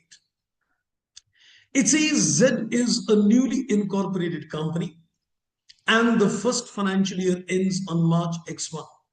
On the set date, there are taxable temporary differences, accelerated depreciation 9,000, which is going to reverse equally over the next 3 years, 3,000 each. Then there are deductible temporary differences, which is also going to reverse equally over the next 4 years, 1,000 each. It is expected that company will continue to make losses, so we don't have any reasonable assurance of getting profits otherwise. And the taxes at the rate of 30%. Losses can be carried forward. Discuss the treatment of a deferred tax. So I think what we need to do is a simple little exercise, question number 8. So in terms of the question number 8, I think what we need to do, we need to see the reversal pattern. We need to see the reversal pattern of DTL. So I am given the DTL is going to reverse over the next 3 years. Let's take this year 1, year 2, and year 3. Let's also take the year 4. So we are given the reversal of DTL is to the extent of 3,000. And it's 3,000 for the next 3 years. This is 0. I'm also given the reversal. I'm also given the reversal pattern of DDA. And I think that's 1,000 for the next 4 years. That works out at 1,000. Now, let me say a sentence, and I think you can easily vouch me on this particular part. Can I say reversal of a DTL means how much income will arise? And reversal of a DTA would mean how much income we need. So can I say DTL reversal is indicative how much you will earn. DTA reversal means how much do you need? Is my thoughts correct? So when you look at a reversal of a DTL, it tells you how much you are going to earn. Correct. So I need 1,000. I'll get 3,000. So can I say I can create a DTA to the extent of 1,000. Here also 1,000 because you'll get enough income. Here also 1,000. But can I say here it is 0? So can I say we will be able to create a DTA to the extent of total 3,000 only. 1,000 cannot be created because in the 4th year, the reversal of DTL is not going to give you income and the reversal will not occur. Wow. So I think this question also stands done. Wonderful indeed, friends. So I think now we get to discuss the exceptions with you. And then after the exceptions, we'll do some more questions. But I think time to give you some break. Please tell the last part. Okay. Let me just, I think, just come back on the sheet. Now, in the 4th year, if you notice, the income will not arise because there is no reversal of DTL. But you need an income of 1,000. So in the 4th year, since the DTL will not reverse, no income will arise, you cannot create a DTA in the 4th year. So if you look at the sum total of all 3 years, DTA will be restricted to the extent of 3,000 only. Right. I hope you got your answer on that.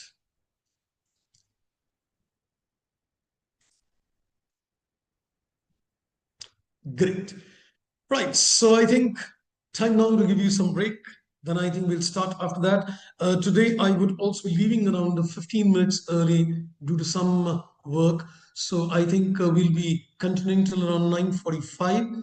But we'll finish the concepts. Don't worry on that. We'll nevertheless finish the concepts. So we'll take a 10 minutes, 10, 12 minutes max, quick break, and I join you back. Enjoy your break.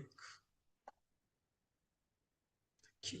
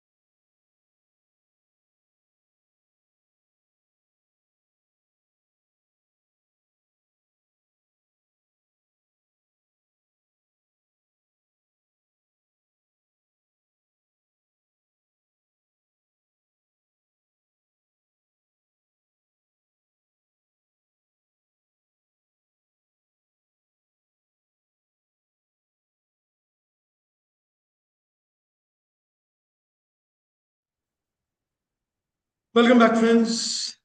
I guess you had a relaxation of mind. Okay, that's great. Your observation is correct. Okay, so I guess let's begin the journey.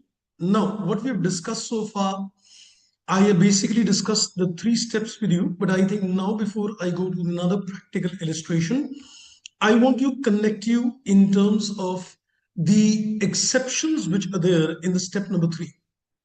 Because I think after that, step number four is not an issue. Step number five is basically an entry, which you already know, that it gets segregated in terms of P&L, equity, or OCI. So let's, I think, make a little quick mind map and let's revise the concept of step number three, exceptions. I'll call it as exceptions because when you're looking at the inputs in step three, you can see basically it's either a case where you don't create a DTA DTL, you're prohibited to do that, or you can say it is a situation where it is subject to certain terms and conditions. Now let's first of all look at a DTL. So can I say in terms of DTL, I would say there are three cases. Technically speaking, I would say there are three cases in terms of a DTL. So can I say the first one is that there is a permanent difference. The first one is we can say it's a permanent difference. So when you say it is a permanent difference, then no DTA or a DTL, even a DTA is not created. So that is one cases where we can say in terms of a permanent difference, no DTL is recognized. That is one exception which should come to your mind. The second exception which comes to the mind is the investments. You can say in related party. I'll call it as investments in related party. Now, when you're looking at the investment in the related party, it could be investment in a subsidiary, or it could be an investment in an associate or a JV. Now, I'll just put down the crux without getting into the details. So we can say if it is investment in a subsidiary, if it is an investment in a subsidiary, can I say we need to make a assessment? We need to make an assessment in this particular case. So the question rises, what is the assessment? The assessment is putting a question that whether the subsidiary, in this particular case is that whether the subsidiary is going to pay a dividends or not, or is the parent going to sell the investment or not? I'm just putting the crux directly because we're just making some quick mind maps. So we need to make an assessment and put across a question. And what is that question? The question is that is the subsidiary going to pay a dividends or not? Good morning, Raj. I think you've seen after a long, long time. You're already a CA, I guess, if I rightly remember. So you come to the classroom, I think, just to, I think, wish good morning. I think that's wonderful indeed. Good to see you. Hope you're doing well. So I still remember you, and I think it's good to connect back with you. Super. Okay, so the question what we need to make in out here is that you need to make an assessment and put across a question that is the subsidiary going to pay dividend? Is going to pay dividend in the future? That is one thing. Or you could alternatively also put across simultaneously another question as well. So let me put it as and or whatever, or the parent company will sell the investment. The basic idea in this particular case is that you're trying to make an assessment that this does not become a permanent difference. So we're trying to make an input that, the parent will sell the investment, so reversal of the difference is going to happen. The subsidiary is going to pay a dividend, so the reversal is going to happen. So we need to make an assessment by putting a question. Now, depending upon the fact that the answer comes a yes, or the answer comes a no. Now, if you say the answer is a yes, that subsidiary will pay dividends in the future or the parent will sell the investment, we can say we will create a DTL. But if we say a no, then in that particular case, DTL is not created. I've just put in the crux of what the standard says in terms of India's 12, just to give you a consolidated view. But when it comes to an investment in an associate or maybe an investment in a joint venture, then in that particular case, effectively, we can say that we can create a DTL. From an examination perspective, we don't need much assessment. So we can say we can create a DTL in this case. So the first thing what you need to do is that if there is a permanent difference, no DTL shall be taken. If it is an investment in a related party, depending it is a subsidiary, you need to put the questions whether the subsidiary will pay a dividend in the future or the parent is going to sell the investment in the future. If yes, the reversal is indicated and a DTL will be created. If no, that means a DTL cannot be created. But in terms of associate JV, effectively, we can go ahead and create a DTL. Then I would say the third case is the other cases. Putting it in the exception list, but we can say it is the other cases. I would say in all other cases, leaving the permanent difference and the investment related party, we will create DTL. We will create a DTL and there are no ifs and buts. There are no ifs and buts in this particular case. No assessments, nothing is required. So I would say this is one chain of thought which you need to keep in mind in the step number 3, that when you look at the difference and you know that it is a DTL, just make sure that it's not a permanent difference. Let's say that if it is a case of investment in related party, subsidiary, associate, what do you need to do? And if it is not a case of PD, not a case of investments, in all of the cases, you'll end up creating a DTL without any ifs and buts, without any conditions. Similarly, we can also now have a look in terms of DTA, and that is also got, you can say, 3 cases. So a DTA, I would also put it like 3 cases together. So we can say the case number 1 is same. There is a permanent difference. Oh, in fact, I also wanted to add along with the permanent difference another one as well. So we can take this 1A. We can take this as 1A, permanent difference, and let's take another one that is 1B. And 1B is the goodwill, which is arising on business combination. That also no DTL is taken. So these are the 2 cases. If it is a permanent difference, no DTL. If there is a goodwill in a business combination leading to a DTL, then also it is not taken. Now, in terms of, you can say, the deferred tax asset, the permanent difference exception is there where no DTA is recognized. But I think, let me just remind you what we discussed earlier as well, that when it comes to a goodwill on a business combination, DTA is taken.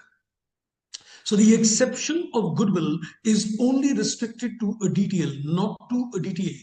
So I think I'll just like to put that as a safe note in the mind map, that we can say DTA, or we can say goodwill resulting in a DTA. Goodwill resulting in a DTA is recognized.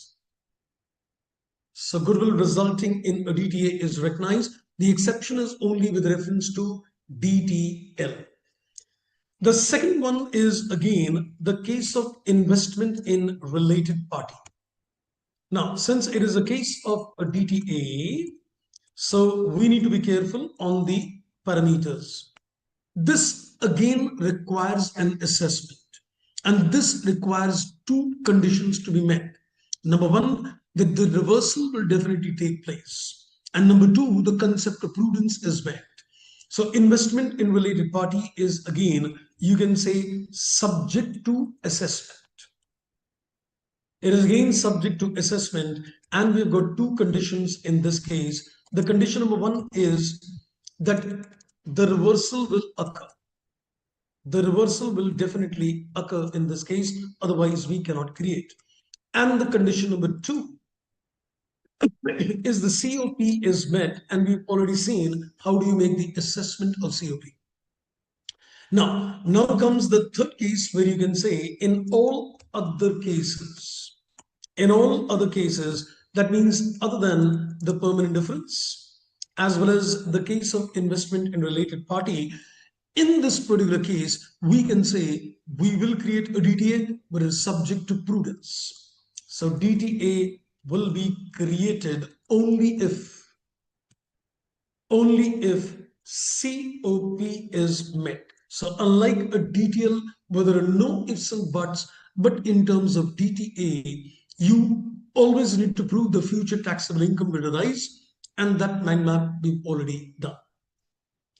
So I think that takes care of the insights in terms of the step number 3 as well, connecting the 3 cases for a DTL, connecting the 3 cases for a DTA. I think now let's go to the question on this area. So I'm now going to go back and take you to question number 3, I guess.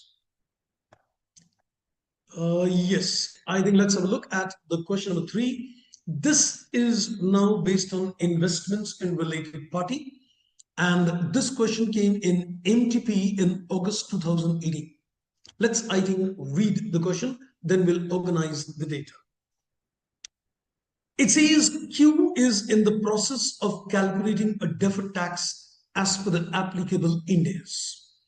The company QA is acquired 40% shares in G. That means a significant influence, which means that it has got the company associate, and which means that I am applying the equity method of consolidation.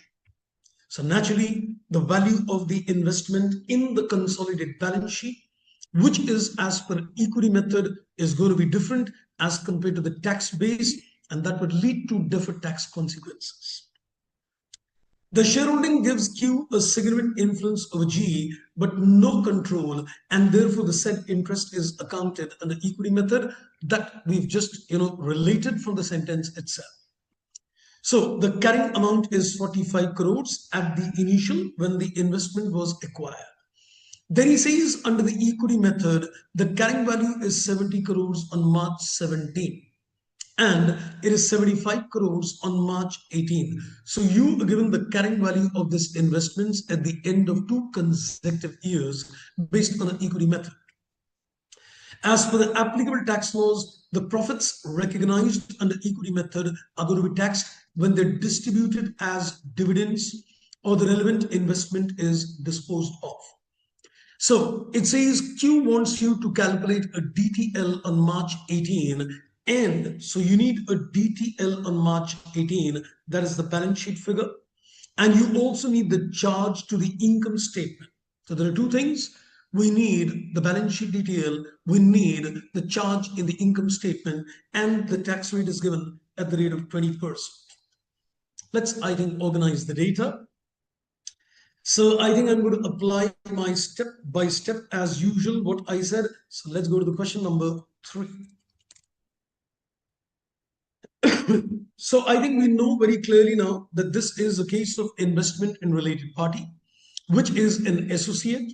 And I said effectively in terms of associate, you can land up creating a DDA or a DDL as the case might be. So I think let's organize 31st March 2017. Let's organize 31st March 2018. So we're just going to organize step number 1, calculate the carrying amount. Step number 2, calculate a tax base. Step number 3, get the temporary difference, classify is it taxable or deductible. I can see very clearly that the carrying amounts are greater. And since the carrying amount is greater, we know that it's going to be taxable difference. And then we can get a tax rate. That is step number 4. Now you can very clearly see the application of the 5-step model and you get a DTL. So I think that makes complete sense now. Since we have now made a revisions of all the steps, so you can see carrying amount step 1, tax base step 2, taxable temporary difference step 3, tax rate is step 4, DTL. And this DTL which you're getting, can I say this is the balance sheet figure? This is going to be the balance sheet figure as we decided earlier as well. So let's begin the journey. So what is the carrying amount of the investment based on the equity method? I think it's clearly given 70 crores for 17 and 75 crores for 18. So let's take this. This is 70 crores and this is 75 crores. And what is supposed to be the tax base? Would you like to tell me what is the tax base? The income tax at the time of sale of the investment will give you a deduction to calculate a profit or loss on sale. And what do you think they're going to give you? A deduction equal to what? They're going to give you a deduction, can I say equal to what? Can I say the original cost that is supposed to be 45 crores? Is my thoughts correct? Because when I'm going to sell the investments in the future, the benefits will arise at that stage, and the deduction I'm going to get is equal to the original cost. That's rightly agreed. So that's 45 crores. Let's put it across out here. That is 45 crores. So this remains the same even for the next year. That is 45 crores. So now we know that the carrying amount is more than the tax base. So 25 crores, that becomes the taxable difference. 30 crores, that becomes a taxable difference. And I guess I am also given the tax rate. And the tax rate is given to me, it's 20%. So this is 20%. So this comes out to, I guess, 5 crores. And this is 6 crores.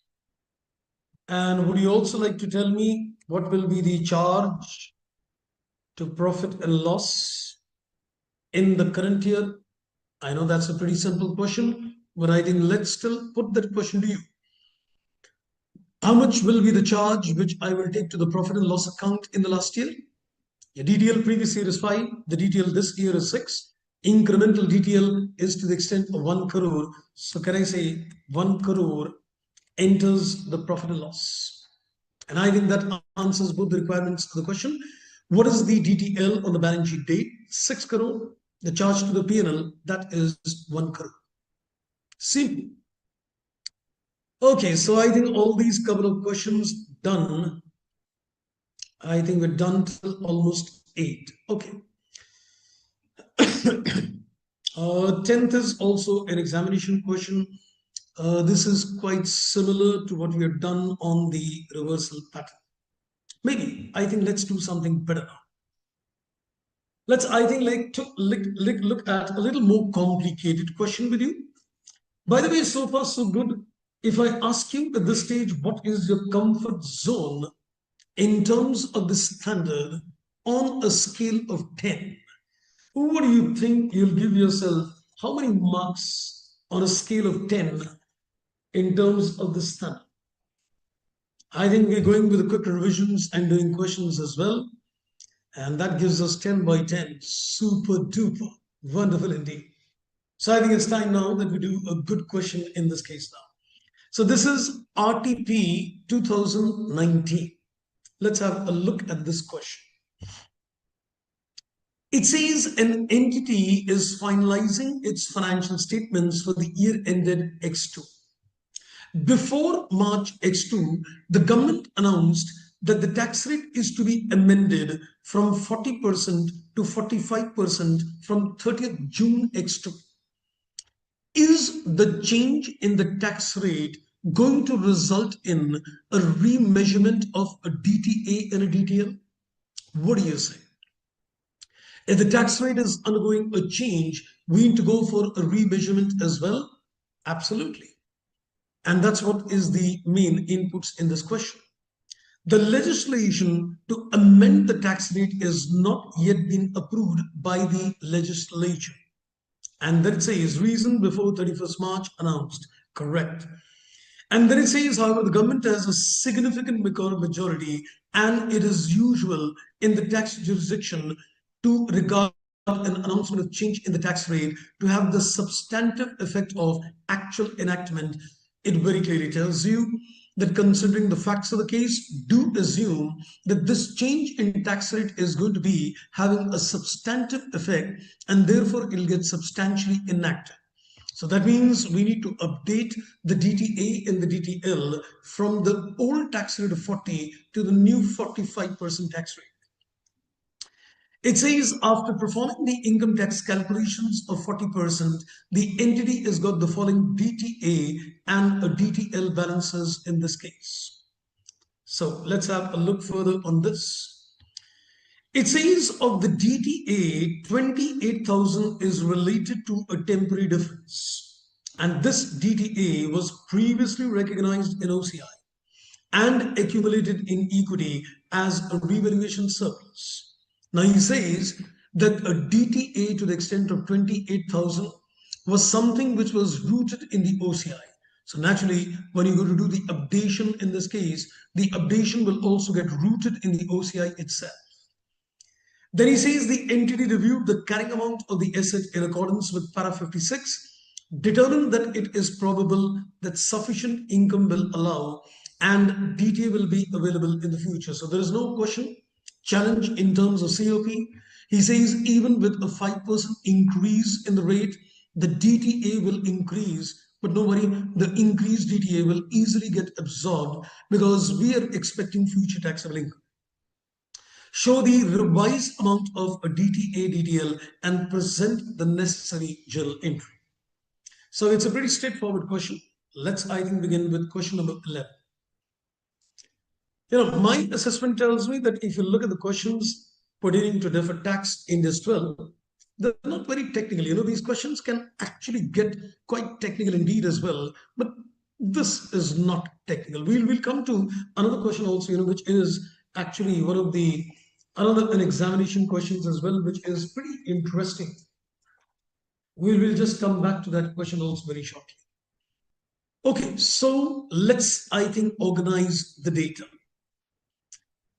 Yes, it's not technical compared to FI, undoubtedly. FI has got a different league altogether. So we've got a DTA, which is captured at 40%, and that is 80,000. So let me, I think, gross this up and get the deductible temporary difference as well. I think let's get the deductible temporary difference. If this 80,000 represents that 40%, I guess the total is 2 lakhs, I believe.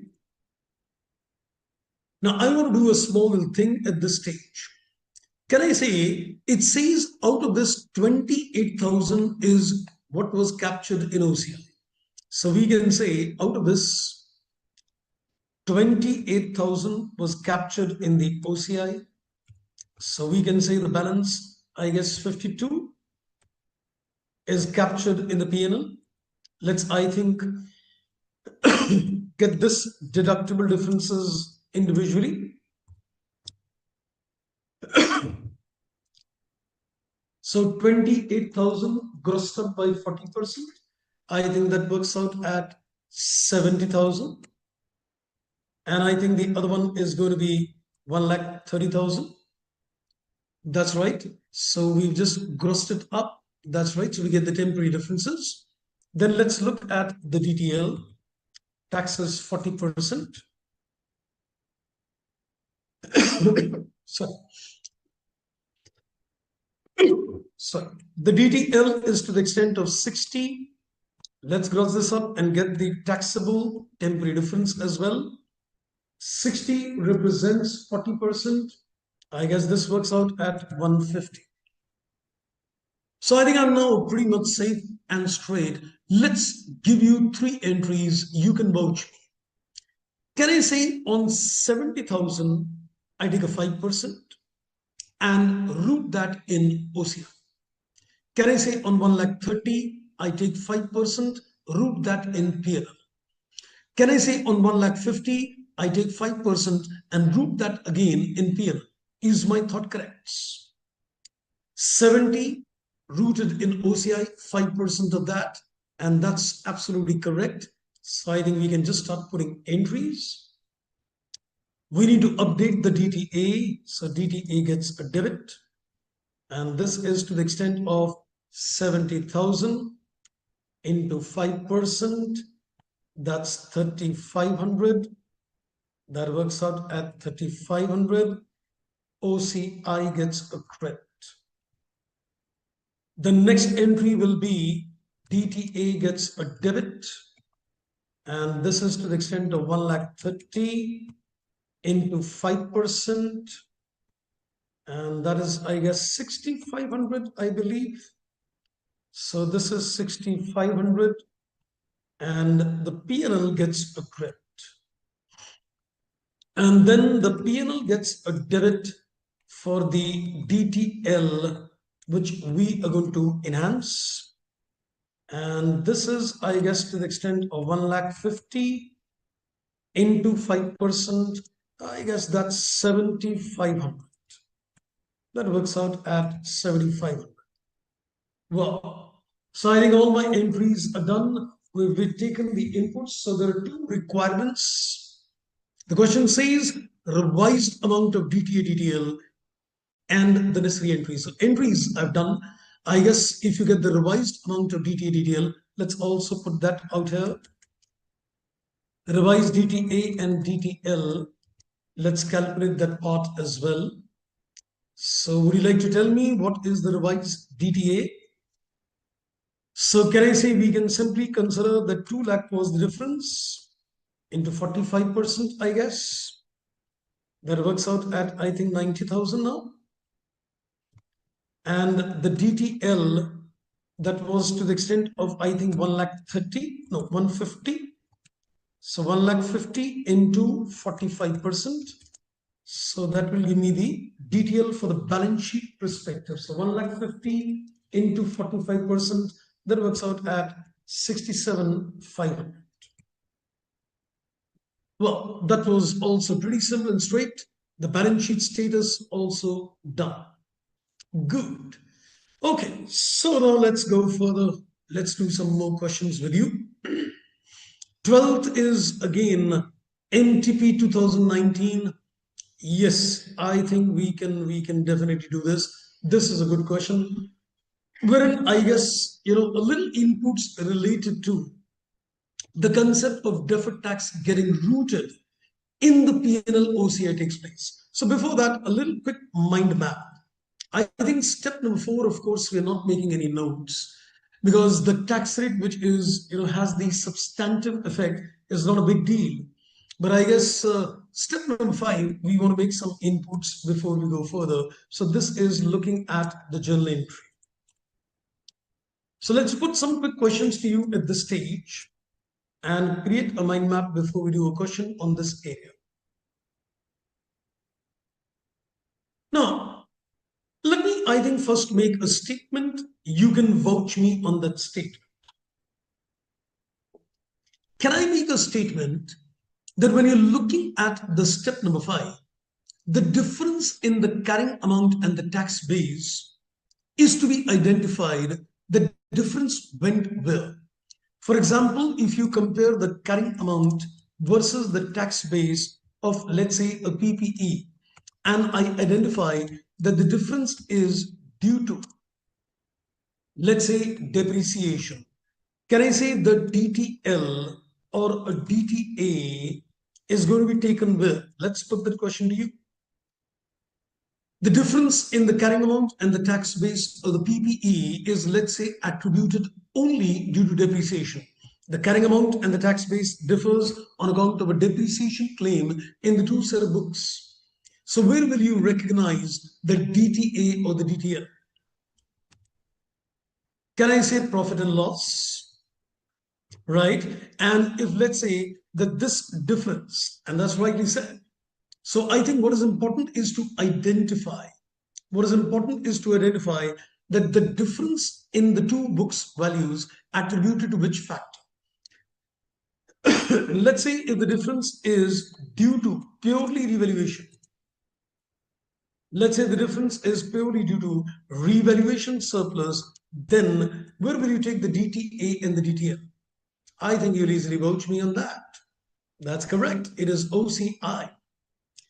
And I think if it is a mixed situation, if the difference is due to both, that means depreciation, then we'll have to partly take it to the P&L and partly take it to the OCI. And I think that's the area where I want to do a question with you. Because this is one of the interesting questions which was there in NTP. I guess a similar question I put in the end as well. I think this was, no, I don't know, but I think something similar was there, I guess, in the exam. Let's look at the question number 12 now in this case. So let's have a look at the question number 12. Okay, now in terms of the question number 12, let's read the data. So I'm going to first read the requirement of the question. It says the company wants to calculate a DTL on March 17 and charge a credit to the statement of P&L and OCI for the same. So we need the balance sheet status and we need the income statement status as well. And the tax rate is given to us, it's 20%. So let's read the data carefully. It says Q is in the process of computation deferred tax as per the applicable index and wants the guidance on the tax treatment for the following. It says the company measures the HO using a revaluation model. The property is revalued every year on 31st March. On 31st March 16, the carrying value after the revaluation is 40 crores, whereas the tax base is 22 crores. Now it says during the year ended March 17, the company charged a depreciation in the P&L 2 crores and claimed a tax depreciation different.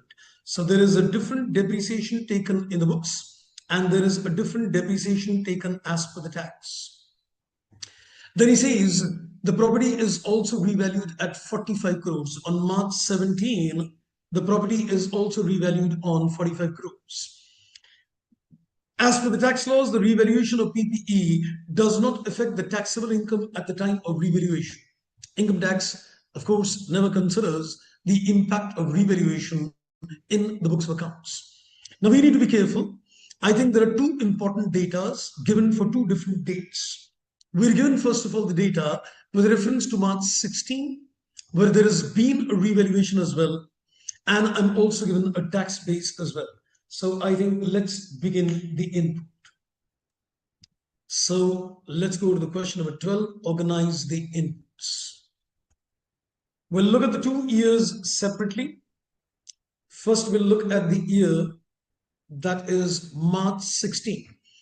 Now, the carrying value after the revaluation is 40 crores, whereas the tax base is 22 crores. Now, let me ask you, for the year 16, I am nowhere given any further data.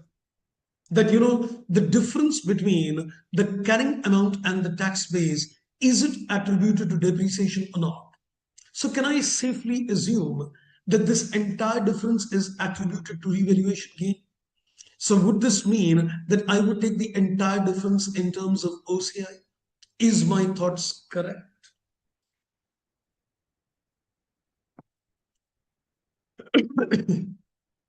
And I think that's rightly vouched. So I think let me organize the data.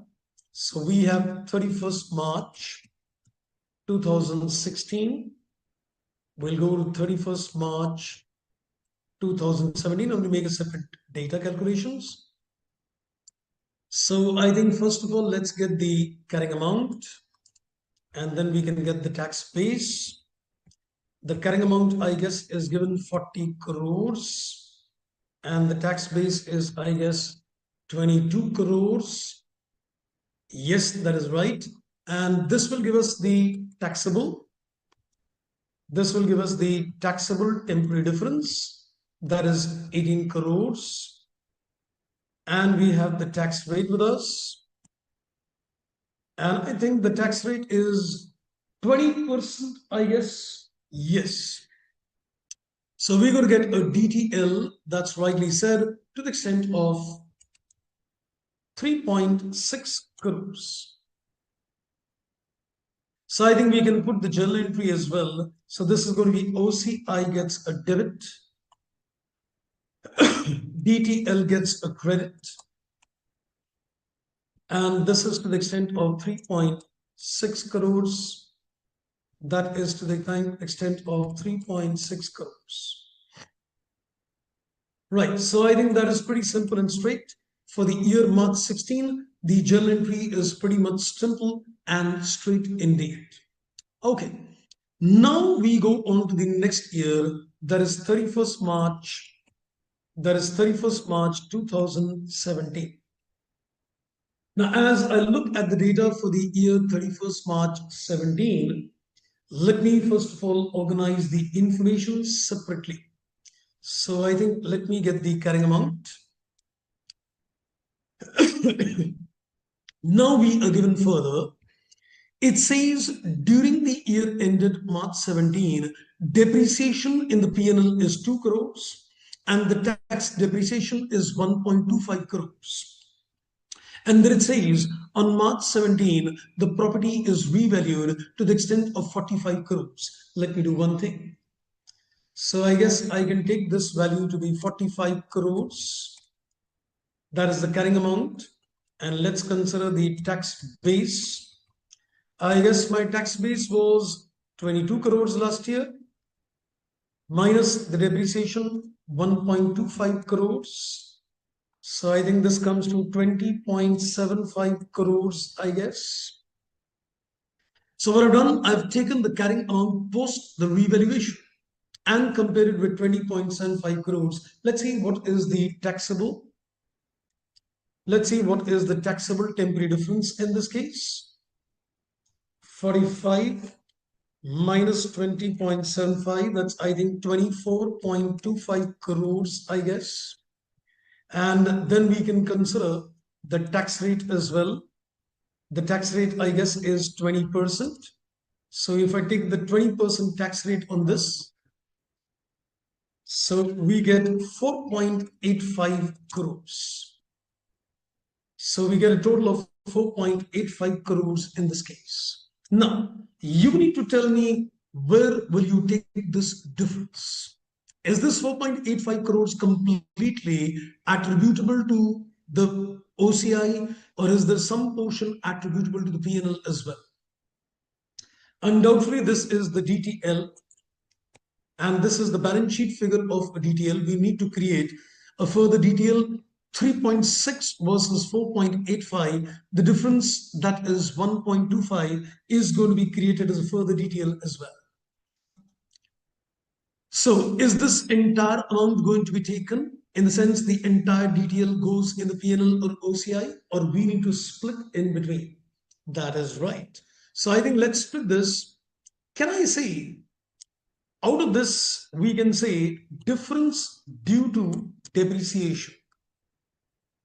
Can I say the difference due to depreciation was what? We had a depreciation of the P&L is 2, taxes 1.25. So can I say it's 0.75 crores, I guess? So this is out of the 24.25. So difference due to depreciation, and then we can say difference due to revaluation. So I guess if I get a difference due to revaluation, 24.25, and I think that's going to be what?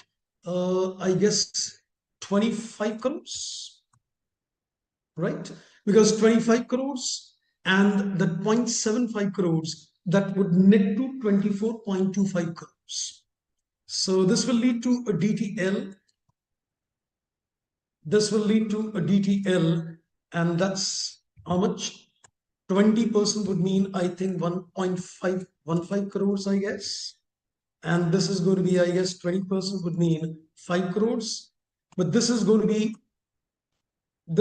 what? A DTL or a DTA? Still DTL, yes. So we can now get the breakup in this case that 5 crores is attributed because of revaluation, and that will be taken care in the OCI, and the rest is going to be attributed to the P&L. So this is going to be rooted, just to make a mention, this is going to be rooted in the profit and loss, and this is going to be rooted in the other comprehensive income as well. Right, wonderful indeed. So I think that takes care of this question. That was a wonderful one because this is like application of Index 16 clubbed with the concept of, you can say, Index 12. So Index 12 and Index 16 gets clubbed. In fact, you'll see a couple of questions which are there in the study material as well. Yes, undoubtedly a very good question. And that gives us the inputs. So in this particular case, there are certain quest examples which are, clubbed with this particular case as well. Right, friends, as requested, no, I just need to leave a little early because of some work. So I think the standard effectively gets done. And I think there are a few more questions, which of course you can practice. So in India 12 required knowledge of other standards as well. Undoubtedly, yes. Right, friends. So I think it's time for me to take a little early leave today for some work. So otherwise, our standard is done. Thank you very much indeed. Have a nice day and hope to see you again. Thank you. Bye-bye and take care. Thank you. Same to you. Thank you.